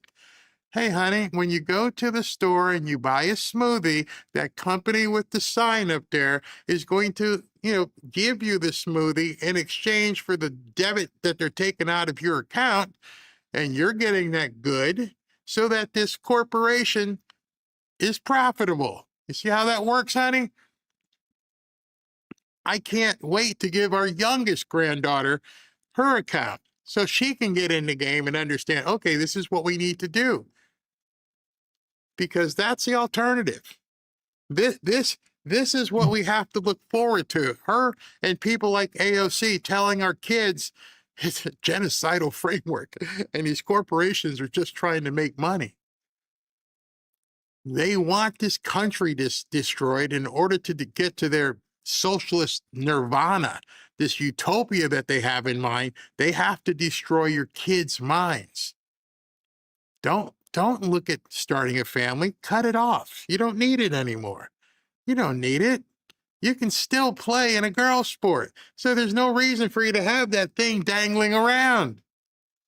And you, ladies, young girls, you don't need men. watch this. We can roll around in the hay together and we can have this thing called love, which there's nothing wrong, except for the way in that they're telling people. You see, the idea was behind all of this was to stop procreation. You air breathers have been getting in the way. I got an email the other day from somebody who said, they didn't like how I said that being gay was a gateway drug to doing some of this crazy stuff. And I realized after I read it, I went, you're exactly right. You're exactly right. If two people wanted to get together and have their life a certain way, and I'm not going to tell you and impose my beliefs upon you. Two adults are making that decision. Two reasoned intellectual decision makers have decided we are going to do this. The problem with it is that what is going on now with what they're trying to tell all these kids that they can be just completely happy, and they're not. Don't look away. Don't look away. Don't just take it for granted because somebody's listening to these people. AOC has a massive social media following. I don't know who this woman on the podcast is, but she's got 10 viewers. She's got 10 people she can talk to. And so you need to be able to educate the kids around you and say, that's not how it is. Here, let me show you how this makes sense. And most kids, even like my 12-year-old granddaughter, they like the idea of capitalism. So wait a second. I can go someplace with my card and I can buy something? Oh, that's pretty cool. She's learning what capitalism is. And some of you guys may say, but she doesn't have a job. Oh, she has a job. The codicil that she has and the codicil that my grandson have is your mama can turn it off anytime. So if you think you're going to mouth off to mom and dad, mom's going to call me and say, ixnay. So it goes away. Number 2, you got to get good grades. Number 3, I don't want to see anybody calling mom and saying you acted up in school. Number 4, go to church. Not in that order. And that keeps people grounded as you continue to teach them. So these people don't make inroads into their heads. It's crazy. Absolutely crazy. SV. That's right. That's right. Man, you're speaking about all this education of the children that, well, let me just go into it. So this story is from Utah. I don't know if you heard about it. Mm-hmm. Transgender schizophrenic in Utah unalived both his parents because mom interfered with his genital surgery. Mia Bailey, born as Colin Troy Bailey, biological male, shot both of his parents in the head. So apparently the only good thing about, I guess you'd say, is that he pleaded guilty to 2 counts of murder and he was sentenced to 50 years in prison. So he won't be getting out anytime soon to, recreate any of this kind of horrible stuff. But I mean, this doesn't happen overnight. No, I'm confused because she talked about the genocidal framework. Who's out there killing people? It's their people are out there doing crazy stuff. It ain't us. Yes, there's murders everywhere, but some of the most hellacious things we have seen lately are from the people who follow what they say. Crazy. And the last person that tried to take Trump out, didn't he have a gun? They have a thing about guns, right? Yeah. He had a gun, a knife. He had other stuff. I know it's tough. Did you see the video of? How do I say this? A certain persuasion of people going through the neighborhood of another certain persuasion of people screaming and playing danglers and everything. And Mondami didn't even send the police. And they got into a fight with a bunch of kids wearing yarmulkes because that's their neighborhood.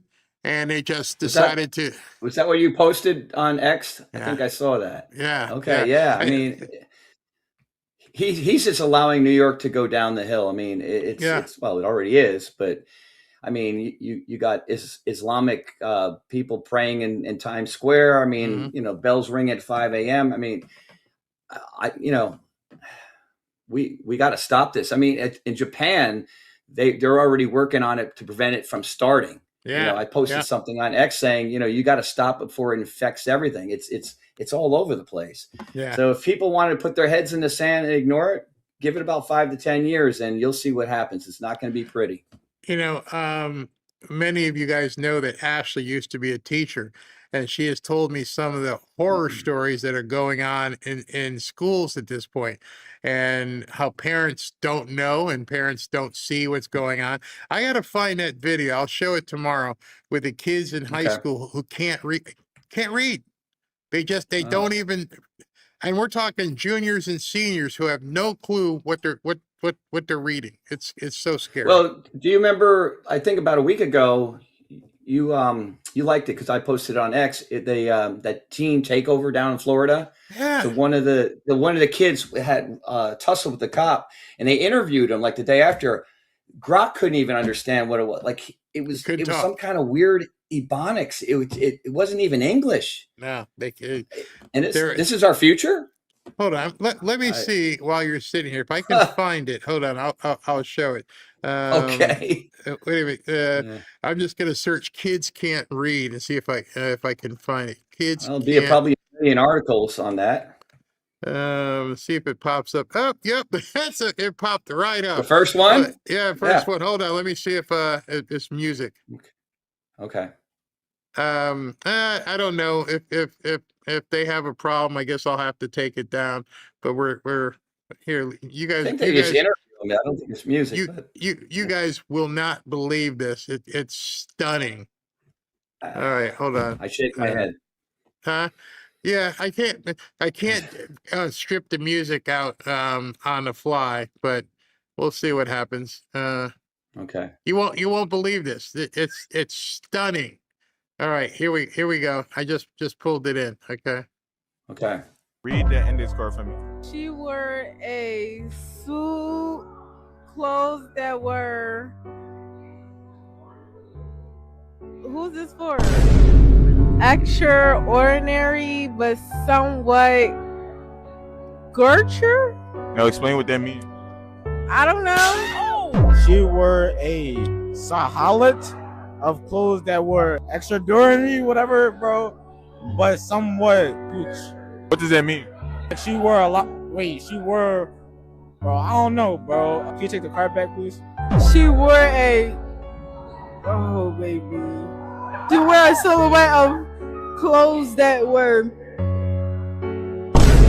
Bitch, I don't know that word. I don't even know how to read. I don't know why I did. She wore a silhouette of clothes that were extraordinary, but somewhat gosh. All right, now what does that mean? I have no idea.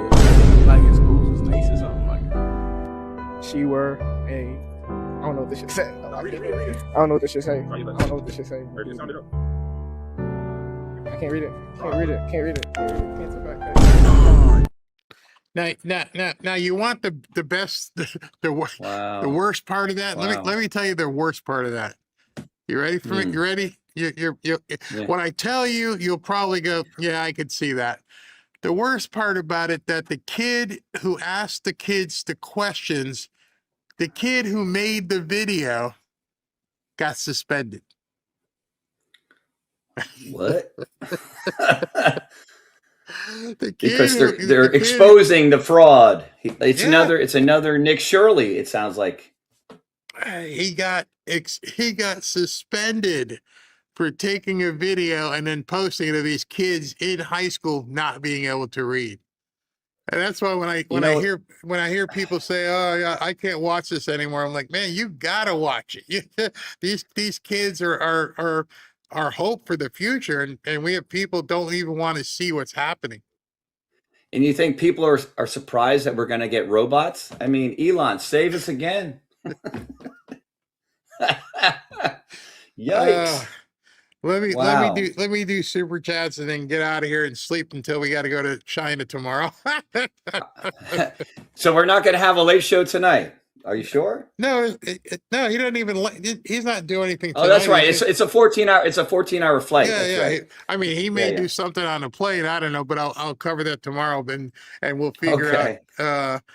Like I'm looking on TV right now, everyone's talking about the trip. They're going to show it from Beijing tomorrow, so we should have a lot of coverage tomorrow of President Trump in Awesome. Beijing. So we'll see that. Look forward to it, Barry. I'll be ready. Thank you for your time today, and all the mods. Thank you guys very much. All right, so let me go ahead and pull super chats in. Chiosop, when you see the track record of President Trump and you see the alternative to him, you see that Trump is the only clear answer. Bingo. Jonathan, Barry, we have to vote MAGA Red down the ticket this November. That will lead to the extension of the CCP. He put CDP. Okay. Our country. Hold on, let me just close that. Mountain Goddess, are you aware of Hakeem Jeffries' uncle Leonard Jeffries is one of the leaders of the Nation of Islam organization with Louis Farrakhan? No, I did not know that. Wow. Did not know that. They're separatists and black supremacists. I will definitely look it up. Eric says Jim Crow is a Democrat policy. It was for sure. Fume drummer, ever notice that the top board in your background looks like a pound of sliced bacon? The top board in my background. Yeah, it does. I never realized that. Hold on. He's talking about this. Wait a minute. There we go. Oh, up there. Yeah, it looks like it looks like sliced bacon. Yeah, that's too funny. You're right. Pekovsky, nothing yet. You talk about your hat. It's coming. Trust me. I guarantee you. I guarantee your hat is coming. Chiosop, if Dems had won, we'd have lost the right to vote. Yeah, and if they somehow finagle their way again, we'd be in trouble. Judge Joe Brown, this is from Mountain Goddess. Judge Joe Brown setting rep of Tennessee about lying about people from the past. The judge actually knew on the Real Dana channel titled Democrats Outraged. It's a must watch. Okay. Fume drummer, one day we'll jump to SV and he'll be picking his nose. So let me just tell you about that. I can tell when he's here because his camera's on. If he's got to run to the bathroom or something, he turns it off so I can't see him. It's just a blank space. So by the time he's come back, he's already done the nose picking and and scratching, if you know what I mean. Chiosop, California Dems are count on rigging. It's all they got. Yep, you're absolutely. Yeah, sad, but you're absolutely right. John Robinson, I really think Thune is waiting till the Dems are on their knees begging for help, then he'll break the filibuster. Something just doesn't sit right. It's a no-brainer at this point. Mosh, the AI video you played reminds me of the anti-bug video with the scrambled egg. Yeah, exactly. Chiosop, enough people are in on the graph to keep covering. Unfortunately, you're right. Mountain Goddess again, please get the word out on your platform. California homeless are abusing dogs. Don't tell me that. Setting them on fire, testing drugs on them. They don't seem to care about humans. Maybe this will get their attention. Man, if people are doing that to animals, then that's psychopathic at that point. Starfleet, true, I was able to speak to Lawrence Rothschild and had interesting discussions on original Twitter. Yeah, you're able to talk to anybody. Chiosop, wow, AOC is brilliant when she's sleeping. Let me see here. This is from Cole. I graduated in 2019. Lots of students like that. That's scary. We have been completely, this is from Fisher, we've been completely infiltrated by Chinese spies and most likely jihadi terrorists in suits being pushed into government. You can see it. It's a big problem. I completely agree with you.